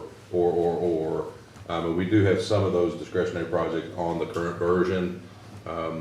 We can always, we as in the board, can then ask for the LPC to reconvene to look at something like that to add, and it would be considered a finding. But it's frankly a lot easier to do that once you have an original plan in place than to make little tiny changes like that when you've gone all the way through the process with getting KDE's feedback a couple times. And so we kind of talked about that would be the process if the public said, hey, we want you guys to look at this, and that became, a push for the board. Again, we would work, reconvene the LPC and then go through that process again for a finding. For this particular one, would you have to bring back the same? Okay. Correct. Okay. Yeah, it would be reconvening the LPC, and if there's members that have moved away or changed positions, those members would potentially need to be replaced, but it is that same group of LPC members. And we investigated this briefly. That would fall, the program that was described would fall as a priority 5 project. So it falls below where the district need is calculated, so it doesn't change the district need. And that's a really important number because that number goes to Frankfurt and gets incorporated in some calculations to determine some of the distribution of funding that comes back to the district. So the greater your all's need is, the better off, the larger piece of the pie that the district will get. So that project, because it is a non-KD program, KD doesn't have a standard program for a building that might house a swimming pool or a bowling alley. That would be a priority 5 project.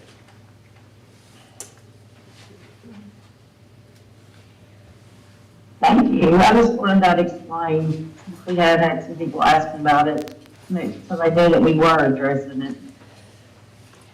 So with Concrete, I know we did a lot of work back when we built Justice. So can you just talk just a little bit about the biggest issues with Concrete? Is it just the roof or is there other things? So the biggest issue there is the roof, is a portion of the roof actually that was associated with the addition that was done. So they're experiencing some leaking at that roof. So that's been an item that needs to be addressed to create a space that is not leaking. So you're saying it's part of a section that was done when that was built? My understanding, yes. How long ago was that? 2012? Yeah, it's been about 11. 10, 12 years ago. Yeah. No warranty at this point? Warranty's out. Is that a flat roof? It is a low slope roof, yes. Technically by code, there is no such thing as a Yeah, flat roof, because you always have to put a little bit of slope in there to get water, so it's But low slope. Is it a membrane or Is it, okay. foam? Well, yeah, that would explain it. If it's a foam roof, that's what was on this board office previous to this replacement here. It was a foam roof. Also the windows, so which windows are we talking about? Just it says in the 63, the 98, the 2000 section, or is this all windows that they talked about? Pretty much all of them. It's not all windows because the renovation on the language G or C or R or C have been already replaced. Yeah. So even though that was part of the original build, all of those 2 areas, those big wings where most of our students are located, have been renovated already. Yep. The biggest ones we were concerned with are really around the gym. Yep. Those are original 1963 windows. One more question, the operations building, where is that here on this property, or where is that? Which, Formerly special education, is what it says? oh, that's the back section here. Okay, Yeah. gotcha. Yeah. Where's that at? Kind of like, I know. oh, it's on, almost at the end, right here. Yeah, In it the one should or be two? under priority 4. It's under It's a support, priorities. it's a Management support support. facility. 811, Yeah. 810. Oh, okay. The back area where my office and a few of the others are with the garage doors is not actually connected to this building.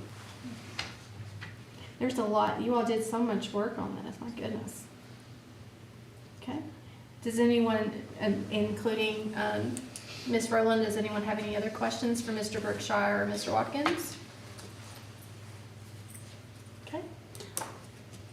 Do I have a motion to approve the current Clark County District Facility Plan? I'll make the motion to approve the district facility plan. I'll second. All right, thank you. All those in favor say aye. Aye. Opposed? Motion carries 4-0. Okay, A huge thank you to Mr. Brookshire and their team at yes. RTA. They do a lot of the legwork on getting the nuts and bolts and all the numbers with this plan, and really help the district and the committee walk through that and make the best decisions for our students. So thank you all. Thank you. Yes, thank you. It was a privilege and a very enjoyable process. And thank you to all the committee members too. Yep, Took time out of their absolutely. evenings to come and spend time with us and really have some great conversations to get us to this point. Awesome, thank you. All right. All right, Mr. Watkins, your next agenda item is approval of Tim Eaton with KSBA as the hearing officer for the new district facility plan public hearing. Is So- there anything you need to say? Oh, So like Mr. Brookshire said, the next step is to have one final public hearing. We have a hearing officer, Mr. Eaton, that I'm going to recommend, who has been our facilitator to help craft the district facility plan along with RTA. And I'm just asking you to approve him to be the hearing officer for that public hearing. I'll make a motion for that. All right, Mr. Kaiser, I'll second. Mr. Dorsey seconds. All those in favor say aye for approving Mr. Eaton as the hearing officer. Aye. Opposed? Motion carries 4-0. Okay. Our next agenda item is, thank you all, thank you both. Mr. Justin Kaysen is we're gonna talk about consider approval of updated wide area network on fiber lease agreement. All right, thanks. If this WAN fiber agenda item sounds familiar, it's because I presented it a month ago, and you all approved it at the December meeting. I then informed the bidder that I wanted something similar. I made up a little slide there for your visuals, where we have 11 buildings that need internet, and I said that I wanted to go with their bid to have our 11 buildings come into 5 locations at Campbell Junior High, which is our hub. It just kind of I just drew those arrows as samples of what it could look like. That's in no way set in stone. But anyway, the bidder then backtracked on their own bid and said that the RFP I put out didn't contain specific wording for 5 connections at the hub.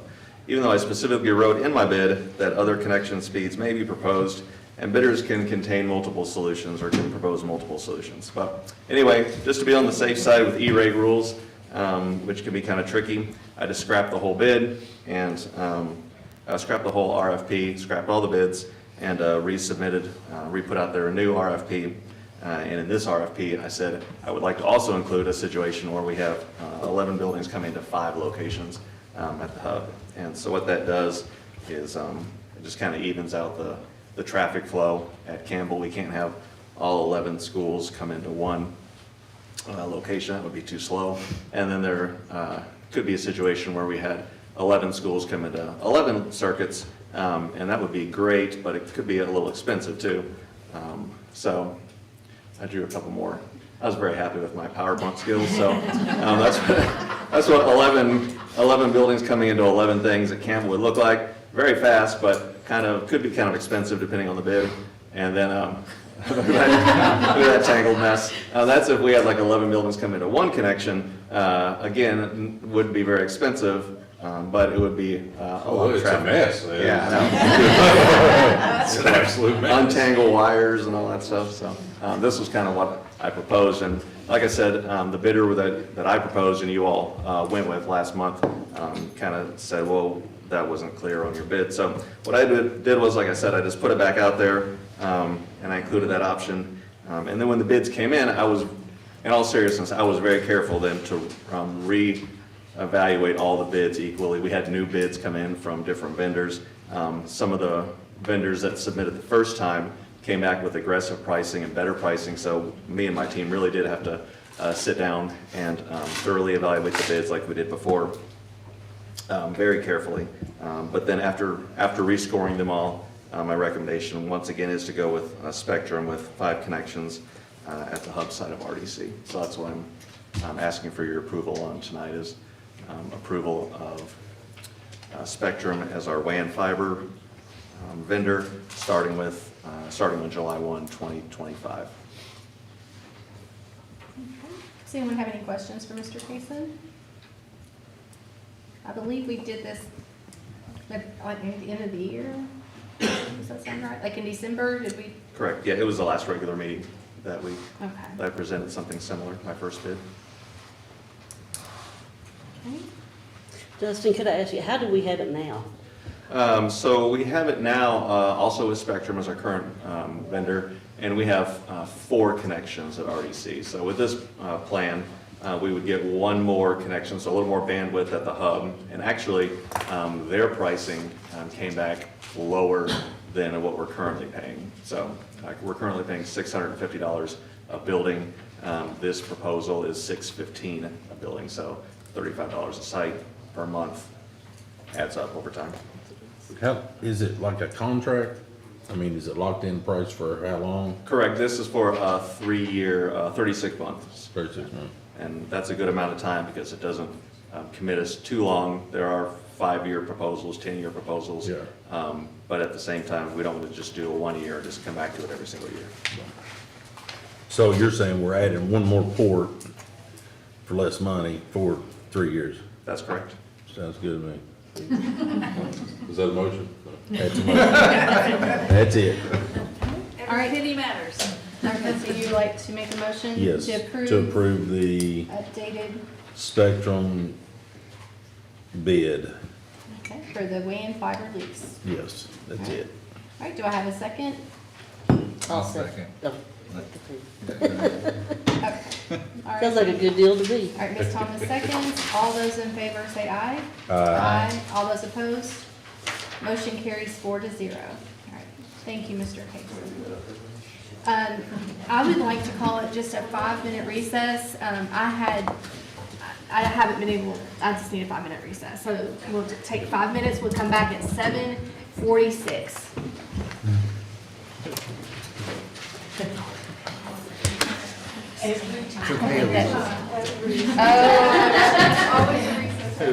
That hasn't been recording at all. I am so sorry. It hasn't recorded.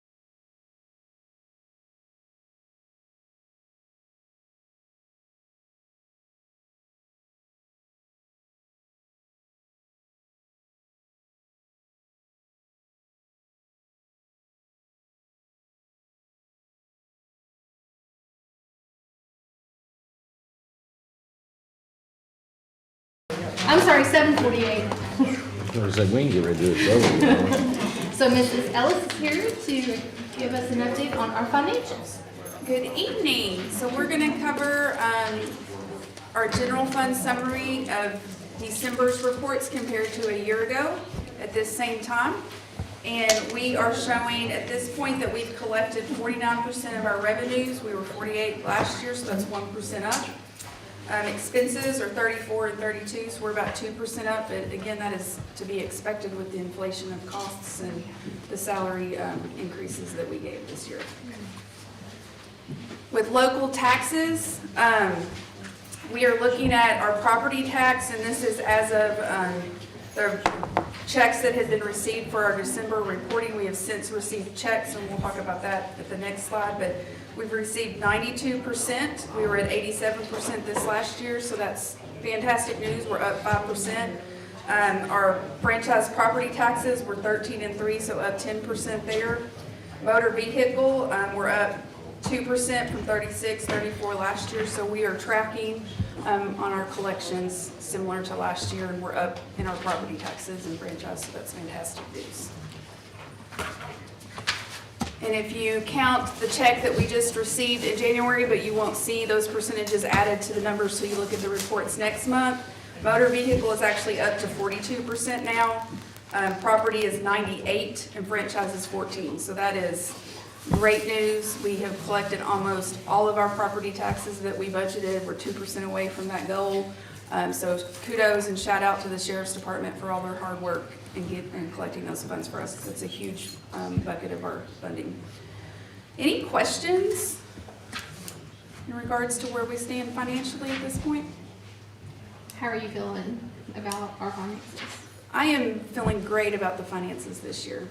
A little rocky when we get to budget, but this year is going really good. We intentionally conservative budget so that we do not overspend, and we've had a lot of some surprise revenues this year that we weren't expecting. So that's been nice, especially with grant funding and sorts that we've not then had to spend general fund dollars that we did budget. So I'm projecting that we're going to have a healthy rollover for our beginning balance next year. Does anyone else have any questions for Mrs. Ellis? Okay. I guess the actual agenda item is to authorize payment of salaries and accounts payable. Do I have a motion? Motion to pay the bills. All right, Mr. Dorsey Second. and Mr. Kaiser seconds. If we can, all those in favor say aye. Aye. All those opposed? Motion carries 4-0. Okay. Our next agenda item is acknowledgement of fiscal year 2023-2024 Clark County final financial audit report. So our auditor, Tammy Patrick from Patrick and Associates, is here to discuss the audit with you all. So,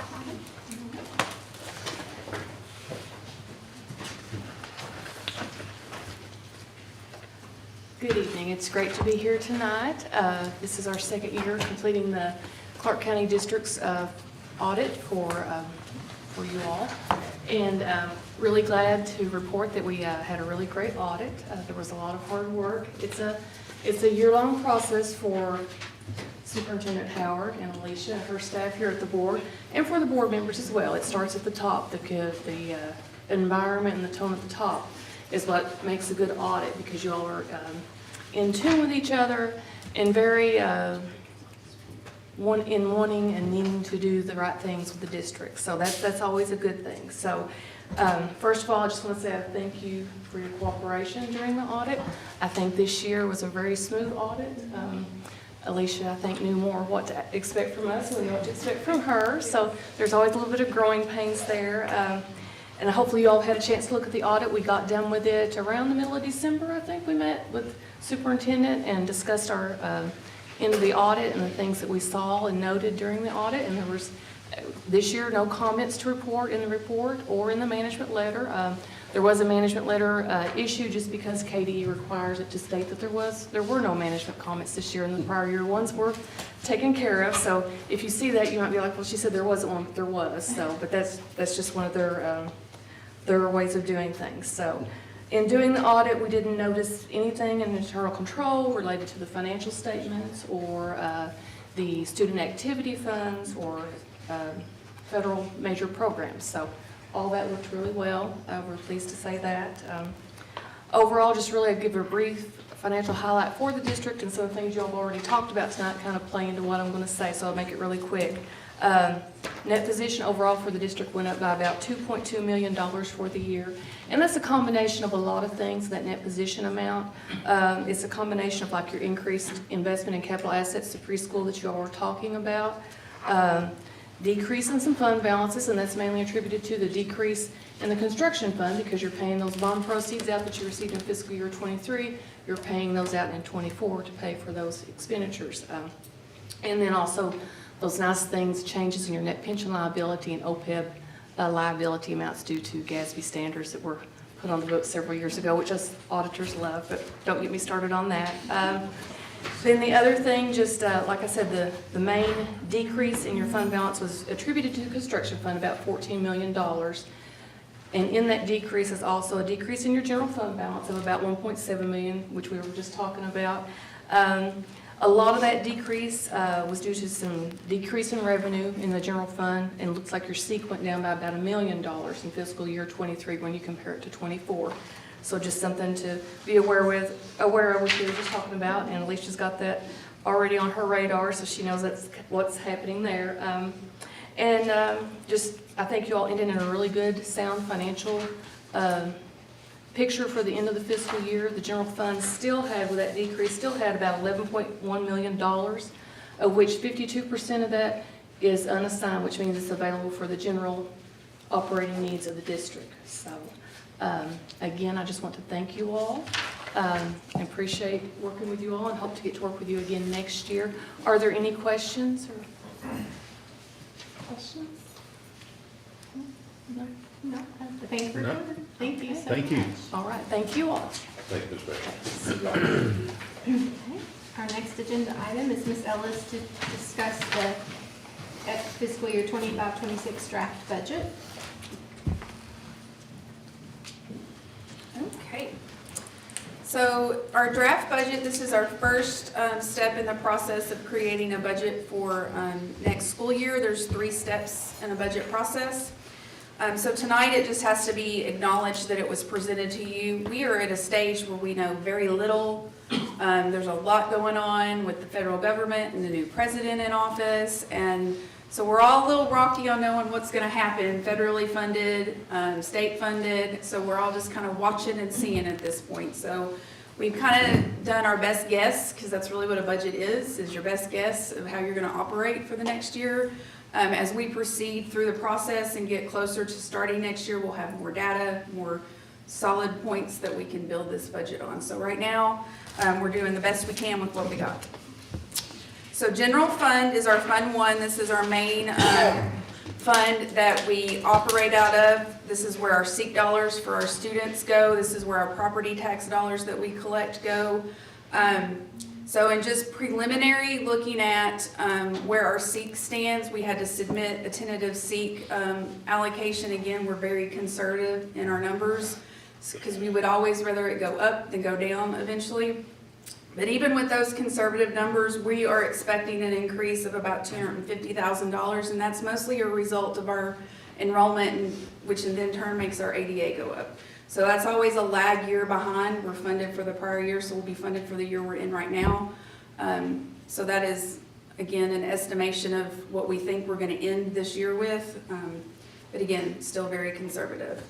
Beginning balance is going to go down, although it is still going to be a healthy balance. But the bulk of the reason for that decrease is this year that we're in now, we have a $2.5 million bond that we sold for buses. We're not going to have that next year. Additionally, with the sunset of the ESSER grant and the just deadlines of title fund, we allowed our buildings to spend their allocation money out of those grants. But again, those are allocated monies to the schools for staffing. So it was kind of a flip situation of they still have these monies that are theirs for their staffing. But to meet our deadlines for our grants, we kind of paid staff out of grants instead of general fund. So That money was committed to them this year. That was about a $1.7 million commitment in the beginning balance of the year we're in. Looking at and projecting, we're going to be down about 1.3 million with that because they're spending that on staff this year and using that up. Tax revenue assumptions, we've seen a trend obviously in property taxes increasing, so we're assuming that trend is going to continue. And looking at that, we're projecting about 6%, and that is with the state also doing a projection of their own and looking at historical data and projecting that for us. We just left that projection in place from the state. We're assuming that we're going to take the compensating rate at this point, which at that point means we are not increasing property tax dollars. So we're going to look at what the budget looks like from our expenditure side that we know at this point, and are projecting out to see how we're going to run programs and pay our staff and fund our kids for education, and what that looks like with these revenue sources in place. Transfer of our revenues, that is mainly our capital funds that we bring back from the building, once we pay our bond debts, the excess we bring in a capital funds request back to general fund, which kind of frees up those dollars to be used on other things instead of just buildings. Our bond for the preschool is in full swing, so those debt payments are going up in this next fiscal year, so that is really the reason the capital funds are going down of what we can transfer to general funds, because our bond debt's going up. Any questions on the revenue side? So the previous slide is really the description of what happened. This is the numbers when you look at it compared to our working budget now to what we're projecting draft budget. So it's that 3.9 we talked about going down in the different areas of beginning balance, and then the current year revenues. So on the expenditure side, obviously we're creating what we call a balanced budget. So you want both your revenue and expenditure side to match, so expenditures also decrease by that same amount. So just kind of a summary of where expenditures sit and the things that we've estimated at this point. We have 2.3 million set aside that is committed by the board for set aside rotation projects for playgrounds, furniture, roofs, any like HVAC maintenance things that might pop up that we need to get fixed quickly. We've done a lot of good things with that money that you all set aside. A good chunk of that money is playgrounds. We've replaced every playground in the district.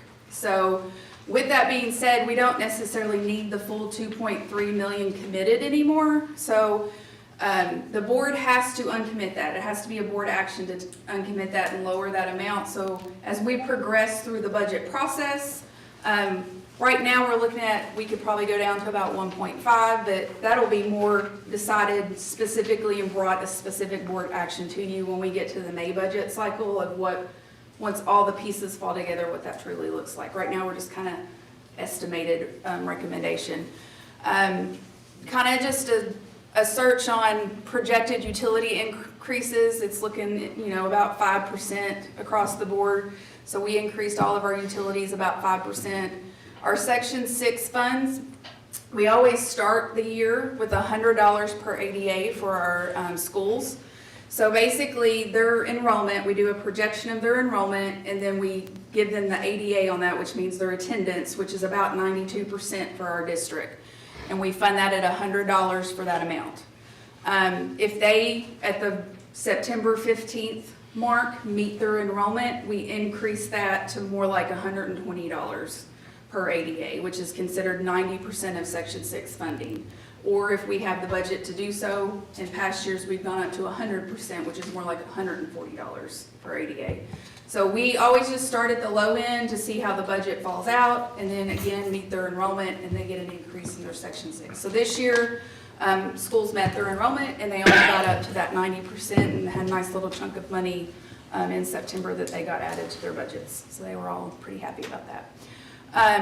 Right now, again, very preliminary, but looking at payroll increases, we're projecting about $773,000, and the result of that is you have to give an annual step increase. That's every year of service, you get a step the next service year. So, and then looking at staffing allocations, we're trying to staff our elementaries at a 1-to-20 ratio. We've got that Chromebook allocation of 110 per ADA that the board has committed their portion of, so that fluctuates with that as well with the staffing allocations. And then program needs and expansions. We're opening a new preschool. We have more classrooms. So we're at this point projecting that we're going to open 2 more preschool classrooms. We've looked at the needs survey and outstanding results from that is really behavior, and that kind of includes adding some bus monitors and adding some different positions in the behavioral supports area. So we've budgeted all of that, trying to see picture-wise what that looks like. And that's kind of where payroll has come out, is about $773,000 more than the year we're in right now. And then we've also adjusted department budgets. The bulk of what this 1.9 decrease is encumbrances or purchase orders that we had open come June 30th of last fiscal year that had not been paid out at that point. So it rolled into this year's budget and increased the department's budgets. But those are things that are, just had to roll in with the budget and spend out. So they're not keeping those monies for this year because their budgets got reset for the year. So this is resetting budgets again for next fiscal year. So, and that was the bulk of what rolled into last year from the prior year was encumbrances. And it was a little over 2 million, and we're decreasing about 1.9. So there's been a few adjustments to budgets, and we took out one-time expenditures. An example is probably won't say this right, Prometheum boards. That was a big expenditure, over $200,000 that was a one-time expenditure, so that came out. So stuff like that that's not gonna happen again, we backed all of those out. Our bond debt for our energy and buses, we paid the debt for those out of our general fund. Those are actually decreasing by about 31. And then with all of these changes that we've discussed, we budget everything and then we see kind of where we fall out at the end. Our contingency fund is going down about 2.5 million with that. Okay. Again, description of what was going on. Here's the numbers of how that works. Any questions on the expenditure side? Just asking the contingency fund, what will that be? You said it's going down 2 million something. So it's on one of the slides. We'll get there in just a minute. So this slide represents our receipts over expenditures. And that is looking at just what we're bringing in for the year and what we're spending out for the year. So we're not talking about beginning balance that rolls over or our contingency that's sitting there. We're talking about what we plan to spend for the year and what we plan to collect for the year. And with that, we're actually sitting at a $5.9 million deficit. So we're using into our beginning balance. A good 2.3 of that is that committed money because it's expended out. We know we're not going to spend all of that. So if you back that off, we're at 3.3 million. So with that being said, this is what it looks like with the revenue source we established at the beginning to what we're projecting our expenditures to be. Okay? So in that sense, the contingency is $3.6 million. In the black there, $3,629,381 is what we're projecting our contingency to be. We're at $6 million right now. So that 3.3 I just told you about is coming out of contingency to fund the expenditures we're talking about next year because our revenue sources are not coming in for what we projected. Because we're projecting our revenue sources are essentially going to stay the same, minus the carryover type stuff in the bond. So that puts us at a 5.3% contingency amount. The minimum required by KRS is 2. It's recommended to be 5. Really good OEA and accounting procedures is more like a 10%, which is where honestly I'm more comfortable as your finance director. That is 3 months worth of expenditures, 10%. And you can kind of see the situation of everything that's going on in the news right now. Funding can be frozen at any moment, depending on who is sitting in office, and it's a little bit scary. We don't know when we're going to get our next federal dollar payment. We got to float that out of general fund right now. Okay, so that's a bit scary, not knowing when our federal grants are going to get approved to get paid for again. I really don't foresee that it will be a problem once everything shakes out, but we are sitting in a situation of the unknown right now, and we have a $6 million contingency at the moment, which is our 10% and a good rainy day fund that we can continue to fund our expenditures and run our programs because we have that money. But if we go down to this, it's a little scary for next budget cycle. And that's not to say that that's what it will be, because there's still a lot of factors that play into this, but this is kind of worst case scenario in our budgeting cycle right now. Any questions about Fund 1? Okay, so I'm going to go through these other funds really quickly. Fund 51 is our school nutrition program. And right now, based on trends and expenditures and operations, we do foresee that her beginning balance is going to go down simply because we've been in a spend down plan. She has intentionally bought equipment and different things that were needed for her buildings and cafeterias, a cooler. I mean, we've bought several things. Freezer, dishwashers, ovens. So, I mean, we have done a good use of the money, and this is required by the state. Like, the food service program requires you to only have a certain percentage of carryover, and then they, make you put a spend-down plan in place. So we've been operating and doing that spend-down. So she's spent about half of her beginning balance that she rolled into this year on these needs. So that's gonna make that balance go down for next year. Right now, just, again, so many unknowns. We're just leaving the revenue source and expenditures alone at this point and just projecting step raises next year. And no plans for equipment purchasing or anything next year at this point, since we've done a lot of that this year. So right now, her budget's sitting at $6.7 million.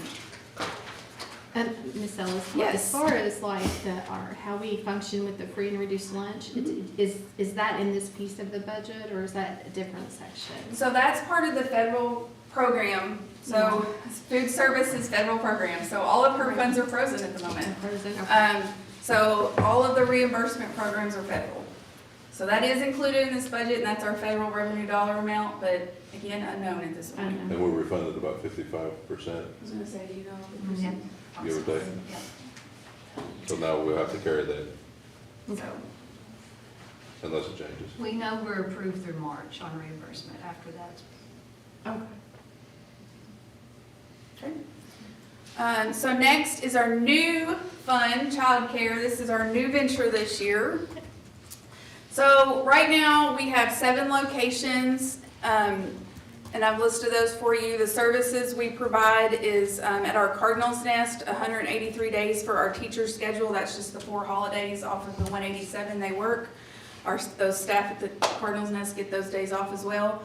That is 6 weeks to 36 months at the Cardinal's Nest. And then we have, during the instructional days, aftercare at our preschool location, and then our school-age kids up to 12 years. Additional aftercare programming, we provide service during fall break, Christmas break, spring break, the teacher work days. We literally have just had a huge planning meeting this last week on our summer break program and trying to line all of that out and get that information out to start getting signups for summer break. So full swing planning, trying to improve the program and do the best we can to support our kids in all aspects.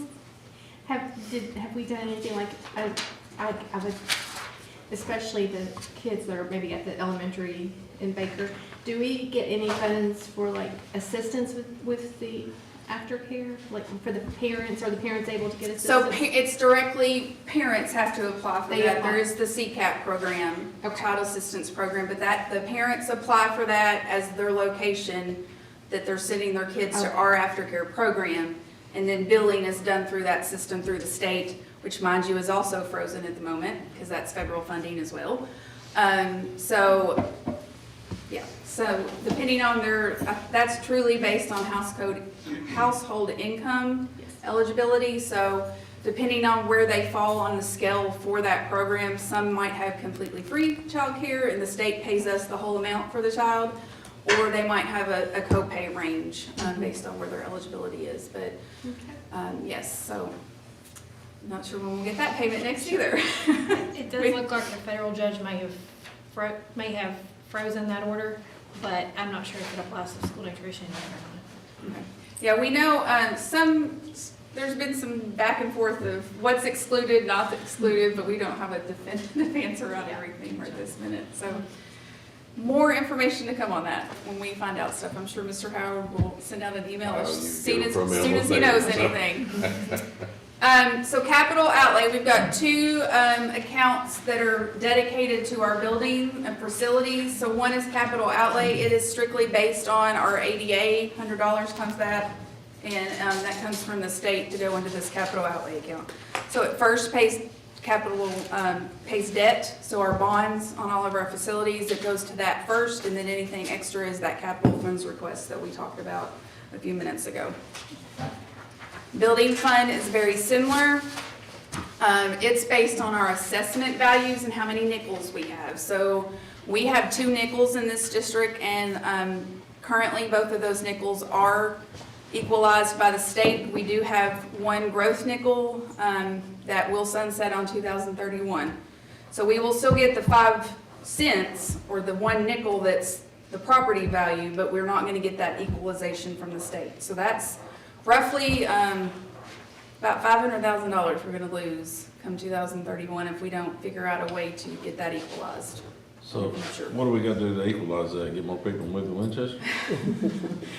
Unfortunately, it's a little more complicated. It's a little more complicated than that with politics involved. We've got to get our legislation to change some things. There are 15 districts in this boat in the state of Kentucky.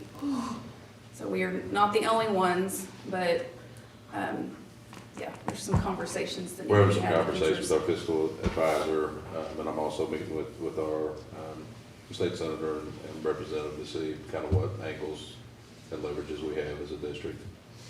But if not, it will roll off, and it will drastically impact our amount of potential bonding for future projects. So if the board was looking at building a new middle school or elementary, for instance, without that equalization piece, we will be short $500,000 a year, and that will compound over the life of our school district. Yes. Unless you were to put up for another nickel. But it could be recalled, or, I mean, so there's some conversation that clearly the board's gonna have to have if we're looking at increasing bonding potential for future projects. It's another reason why we kept this district facility plan DFP pretty clean until we get a better. We know more. Till we know more, yes, yes, sir, exactly. Fund 400 is our debt service account, so these are the current bonds that we have right now, and that for next fiscal year is $4.9 million that we'll be paying out in bond payments. So the bulk of that comes from, like I said, building fund and capital, and then the excess will come over to our general fund, which is still going to be about $1 million next year. We had about 1.3 this year, so that 300,000 I was talking about decreasing, it's still going to be $1 million roughly that we can transfer to general fund for use next year. So future considerations on the budget, you know, how we actually end this year with our enrollment in ADA on our SARS report that we, which is the superintendent's attendance report that gets submitted to the state. That's what they will base our SEEK on next year. Updated or adjusted staffing allocations. So we have had preliminary meetings with all of our principals last week before. Throughout both. I'm gonna say, get all crosses together. And we have more meetings scheduled for next week in February to do a follow-up so that they could take the information and digest it and then come back and let's have a conversation for the allocations that we are gonna bring you all at the February board meeting for approval for the tentative staffing allocations. Also, SEEK funding, the transportation percentage right now is supposed to go up to 100 next year. I'm iffy, I'm sorry. I have a really hard time making on that they're gonna do what they say they're gonna do, because clearly we're in everything going on right now. So again, while I'm very conservative, because I have a hard time just putting that number in saying we're gonna get it. But, so transportation percent funding, assessment per pupil, that changes based on the whole state and how assessments fall out. Statewide equalization, again, the pot of money that they're given, the need for it, and how then they equalize that among all the districts. Legislation decisions, actual PBA, how that comes out, our tax rate that we decide on in August, and then any grant awards that we get that then help free up general funds, because we now have grants to help fund those initiatives, and then any department requests and needs. So we will meet with, outside of our principals, all of our other departments and programs. We're going to meet with those kind of mid-March, 1st of April, to get the budget finalized for what we present you all in May. So next steps, again, tentative allocations have to be given to the councils by March 1st, so you'll see that in the February board meeting, and then I won't read the rest of those. But those are our deadlines of all the different things that we have to get done. And then just, this is an acknowledgement tonight. Any questions that you all have? Any questions? Thank you for that. You explained it very well, and it makes it easy for us to understand. Appreciate that. You're so welcome. So, I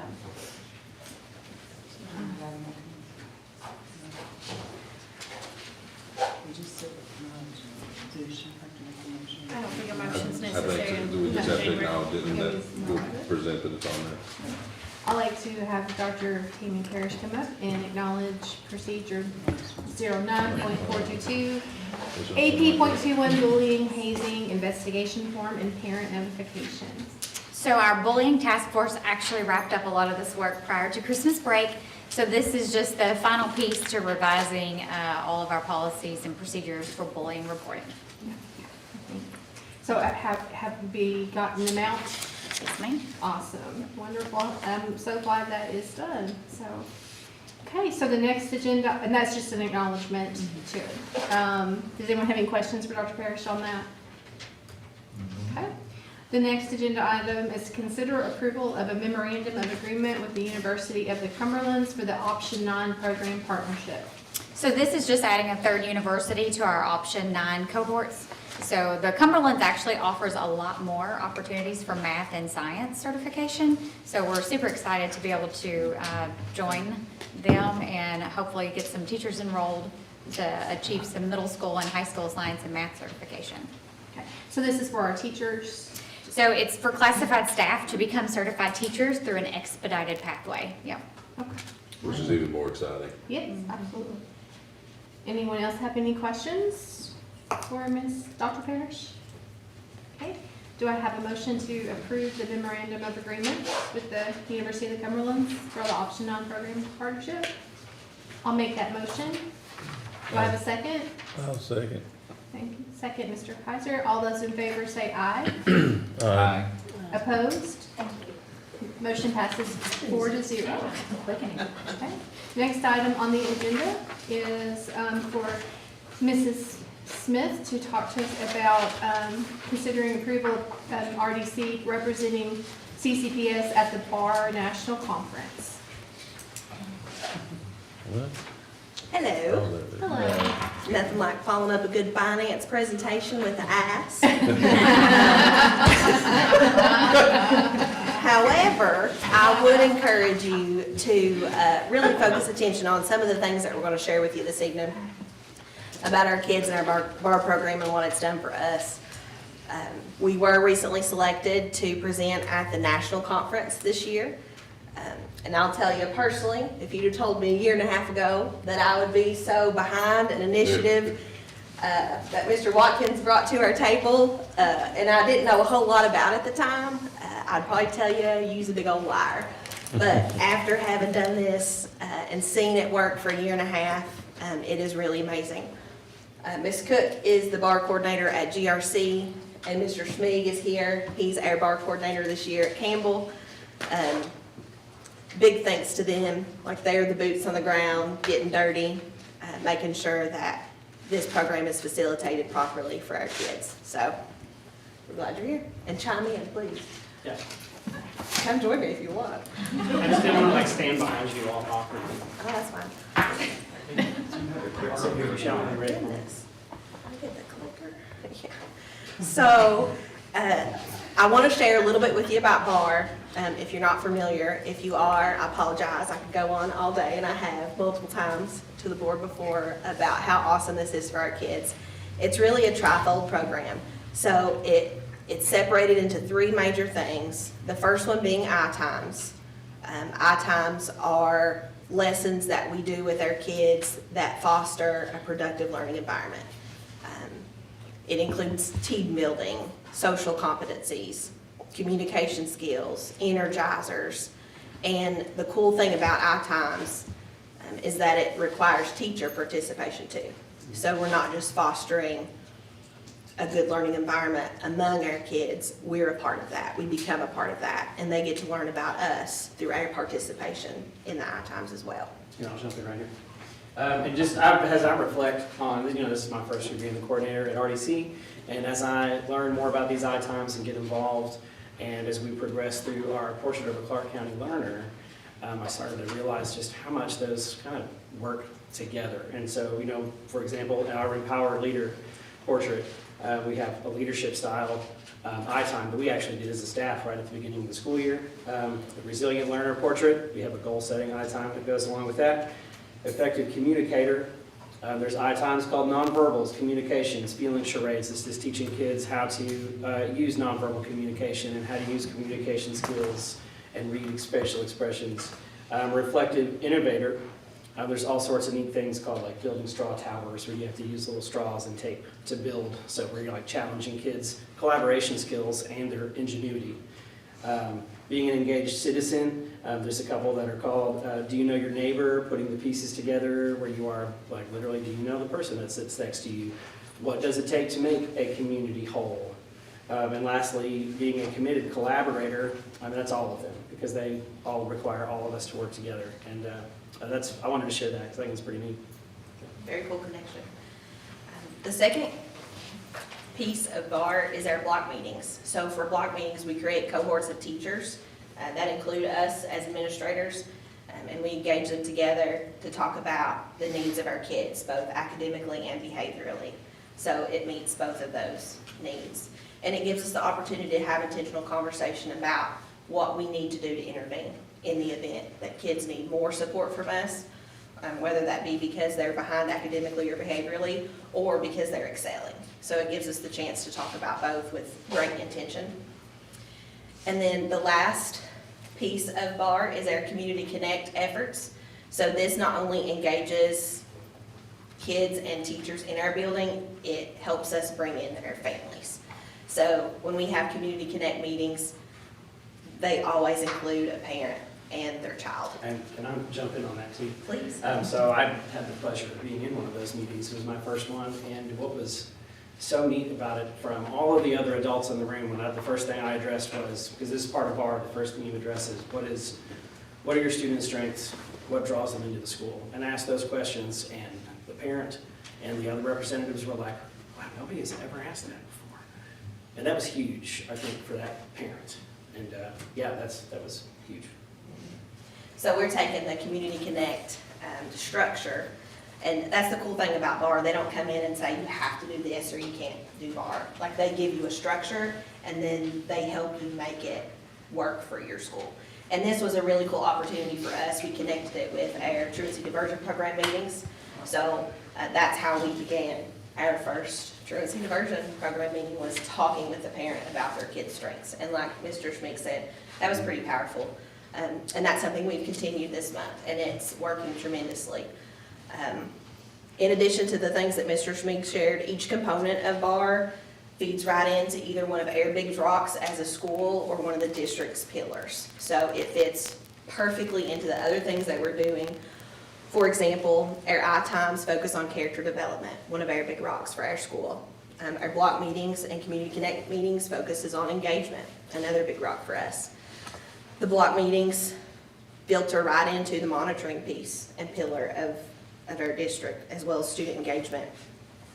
And Community Connect does that as well. So it fits right in with all the things that we're doing. This is just implementation at a glance. The white text is basically our goals that we came up with at the very beginning of this process. So you can see the first year, we kept it small and only included 7th grade and I-Times. And we kind of played around with block meetings because we're departmentalized and not the typical teaming structure worked for us. So we kind of played around a bit. Year 2, both grade levels are participating in I-Times. Both grade levels are in teams. That surpassed our plan for year 2.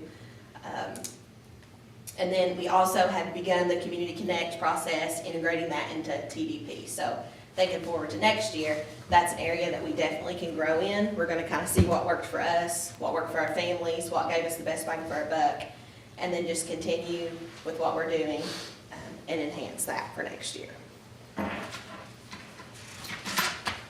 Here's some statistics. I love me some data, so here you go. We did a 3-year comparison of our behavior. This is mostly behavior data. So prior to BAR, school-wide, we had 173 behavior referrals from the first day of school until January the 27th. This was data as accurate as yesterday. Entered into Infinite Campus. The first year we started BAR, which was 23-24, school-wide, that decreased to 112 referrals for the same period of time.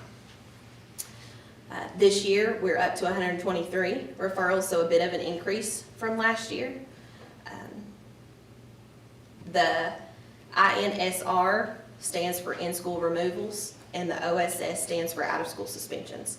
Those are the two resolutions for behavior that we believe can most negatively impact teaching and learning. So that's what we focus on in BAR, is tracking those things.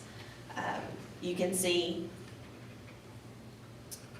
we had 98 before BAR started for in-school removals, 57 suspensions, and then you can see the columns over tracking that data.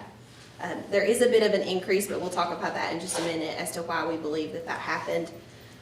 BAR also helps us focus on our attendance. So they're all about, if we create an environment for our kids where they want to learn, and it's easy to learn, and it's easy to be a middle schooler there, they're going to want to come to school. And so we've really bought into that. I'm pretty proud of our attendance. You can see the rates there across the years. And then one of the most important parts is our failure rate. So making sure our students are successful and feel successful in our building. So on the left-hand side, once again, you can see school-wide data. That's percentage of failures in core classes. So pretty impressive turnaround from the year that we didn't do BAR to beginning BAR to now. On the right-hand side, that table is just the class that started BAR. So you can see 7th grade, just for comparison purposes only, 22-23, that's prior to BAR. 23-24 was our first class of kids that went through BAR, and then that is tracking them this year as well as 8th graders. So that was pretty interesting to me to look at and see, and I can't wait to see what the 25-26 data will look like when they go to GRC and they're in their 3rd year of BAR. So we'll talk about some takeaways next. Since implementation, we've seen a school-wide decrease in behavior referrals. We've had just a bit of an uptick this year. In-school removals and out-of-school suspensions have increased a little bit from last year to this year, but if you dig really far into our behavior data, you can see that the behavior infractions warranted the in-school removal and the out-of-school suspension more so than behavior infractions we've seen in the past. Well, I'm going to speak to that really quick. And so I wish I'd added that to the slide. What's important to see with that, if you could see the breakdown of those, is that what we call like the big 3: defiance, disrupt, disrespect. Those are not what I see. When I pull up data every week and I put it into the BAR spreadsheet, that's not what I'm putting in. It's other reasons that those happen. So the big 3, like students are happy to be there. They are more positive. They are more respectful. And then the ones that are being defined is very much an outlier, which is pretty cool. For sure. Yeah. And this falls right in line with the initiatives that Ms. Bush is leading the way on, the Too Good for Drugs program, the vaping grant that you all mentioned. So some of the really heavy-hitting offenses that require an out-of-school suspension or in-school removal, those needs are going to be addressed through supplemental programs. So it's really neat to kind of see all of this working together. Overall, our school's trending positive in our data, super steady attendance data, and a continual decline in failure rate, which is exactly what we want to see. The class of 2029, which is our current 8th graders who had BAR last year, they continue to be the most successful, having had exposure to the program the longest. And although it's subjective, like it's hard for me to stand up here and talk about this without saying like there's a clear difference in the feel of that group of kids. And that can be noticed in the cafeteria, can be noticed in the hallway, can be noticed in the classroom. And so although that's subjective, and both classes are equally great, like, they feel a little different. And I can't help but to think that that has something to do with the bar program that we have put in place. So, brings us to our invitation. We're invited to participate in a conference breakout session at the national conference. It's in April in Palm Springs, California. And this was a competitive selection process. So schools from across the country applied for breakout sessions. And the bar programming team decided that Clark County Schools was worth offering an invitation to showcase what we're doing to schools across the nation that are doing bar. And I'm so proud of the people, like I said, that have their boots on the ground and feet in the mud to make this happen. I think that's a pretty impressive thing. We actually have two presentations. We have that one that we need to give, and we're also doing a poster. We're doing a portrait, snapshot of our schools to present to. So the learning objectives of our presentation will include these three things. First, how to remove barriers to implementation in a departmentalized junior high setting.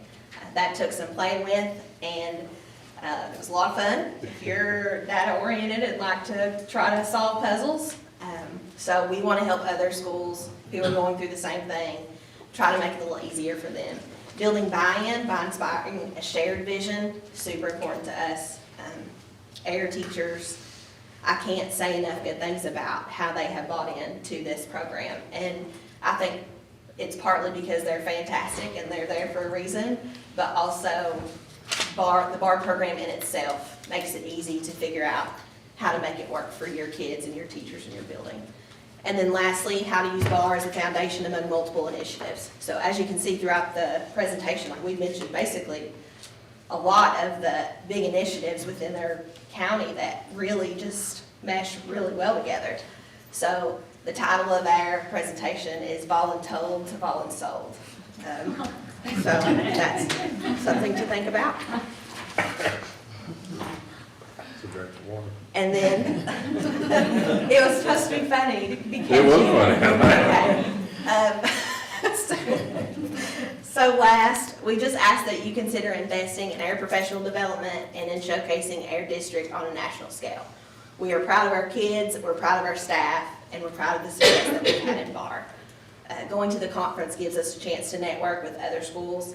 I was able to meet every other district in the state of Kentucky had representatives at the bar conference last year.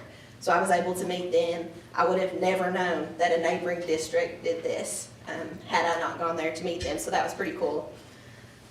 There are session-specific targets, so it was super helpful for me to go and learn about how to make teaming work for us this year. That was one of the biggest changes we had in our program, and man, like that was a big deal. But being able to go to a session that taught me a structure of how to begin that process was super impactful. And then showcasing us, like I feel like we are leading the way in this as a district, not just in our building, but at GRC. So I think this is a really good opportunity to showcase what we're doing on a grand scale, and then expansion. I know that you all have my proposal for attendees, but there was also an elementary version of bar that, you know, seeing the difference in our 7th graders who started last year, having had a year of that, I can't help but think, like, what could our building be like if we had bar for elementary and we were getting kids who had already had 2 or 3 years of exposure? Like, how different would our schools feel having had a consistent implementation from little kids to big kids? So just something to think about in the future. I believe that's everything I had that I wanted to say. Do you all have any questions? How many people are you planning on going? We budgeted for 4.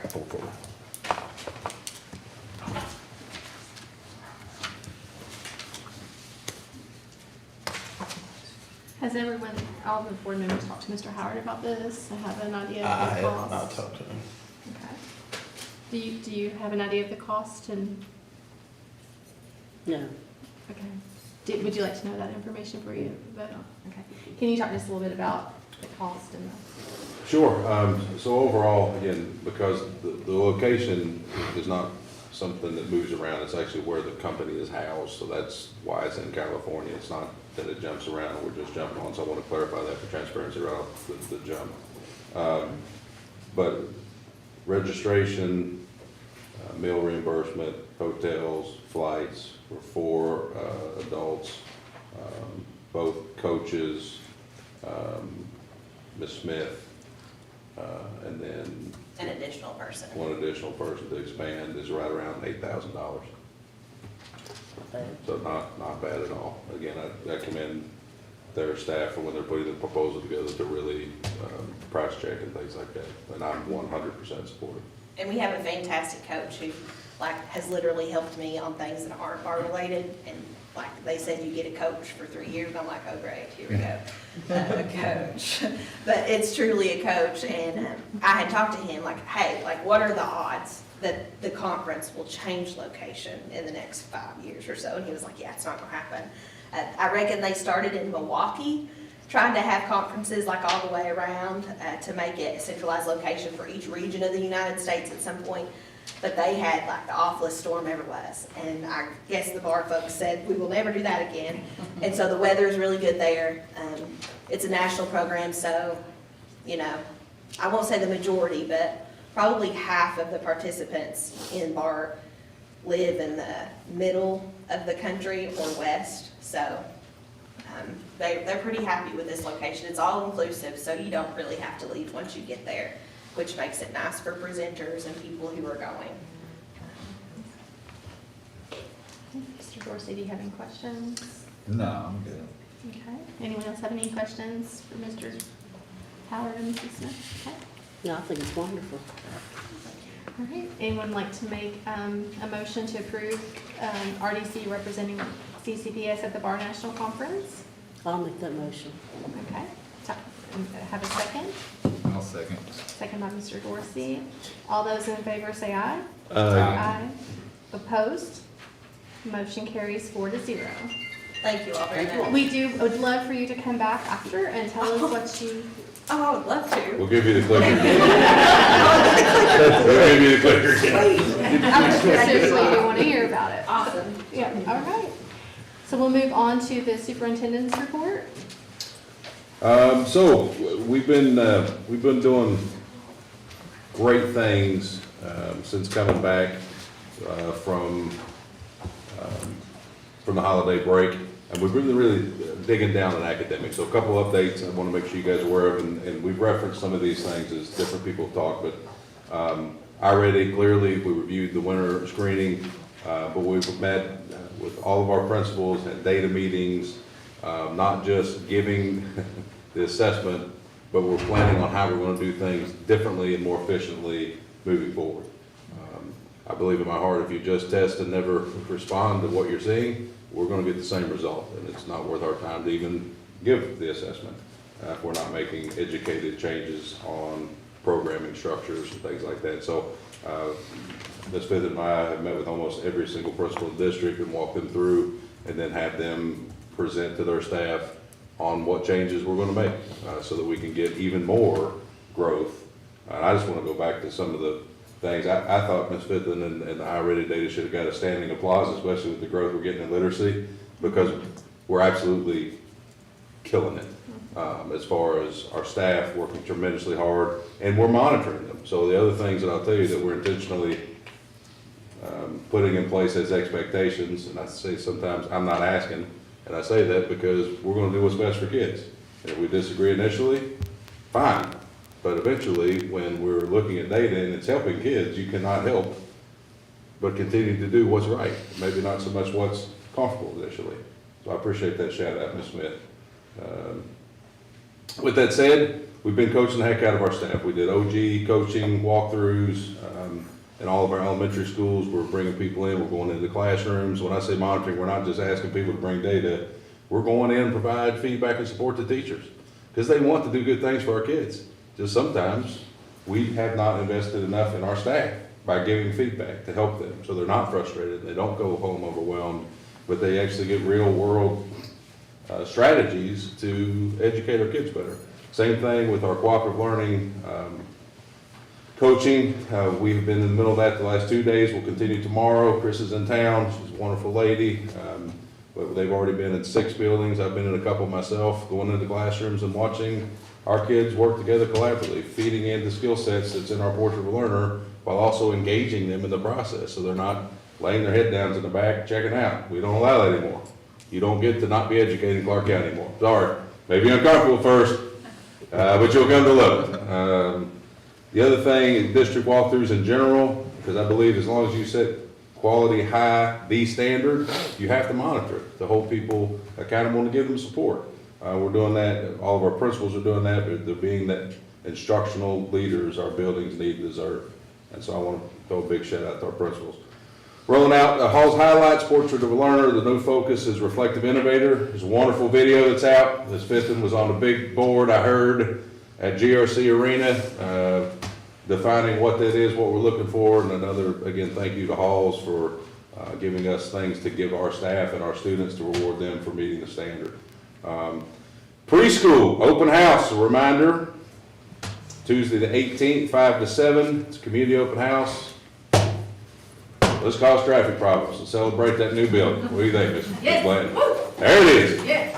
And again, it's Ms. Ellis, a couple other things. We have gone through the first round of allocation meetings. We do have follow-up meetings scheduled next week. I think it's 6, 7, something like that, where we will fine tune. When I say allocation meetings for new members, we actually use a formula. So it's not like we're making things up. We look at the number of projections and this is how many you get. And then we will then turn the board, we'll look at that, turn that over to site-based council so they have on-site decision-making, which is what SPDM is about. And then they'll have that back to us, and that was also in Ms. Ellis' presentation. And then again, huge shout-out to our grant program writer. We got a $50,000 STEM grant from Toyota. We just found about this week. I think I sent that information to you guys. They had us on hold for like 9 months. I thought they'd forgotten. They didn't. So big shout out to them. We'll put that straight to kids. And again, I'm just so proud to work in this district because I know you guys are working hard, but our staff and students and families, even through NTI days, they're working our guts out because they care about our kids. And man, I'm like a big proud papa up here. So thank you for the opportunity. Go Cards. That's it. Unless you got questions. Anybody have any questions? Okay, all right, so the next is consent agenda items. Does anyone have any questions, or do I have a motion to approve the consent agenda items? So moved. All right, anybody second? Second. All right, Mr. Kaiser seconds. All those in favor of approving the consent agenda items, say aye. Aye. Opposed? Motion carries 4 to 0. Okay. So we will now need to adjourn to closed session we will close at adjourn to closed session at 8:46 p.m. Thank Motion. you. Oh, I need a motion. I'll second. All right, thank you, thank you. No, you're welcome. I don't think we're tired. I just want to make sure we got that. I don't think we're gonna make the hot dog. I don't think we'll make hot dog. No. I'm worried about what's open now It's not gonna happen. or later. Thank you guys for being here. Ms. Lewis, thank you. Getting an Thank you update for now. walking me through Prometheus. I could see that.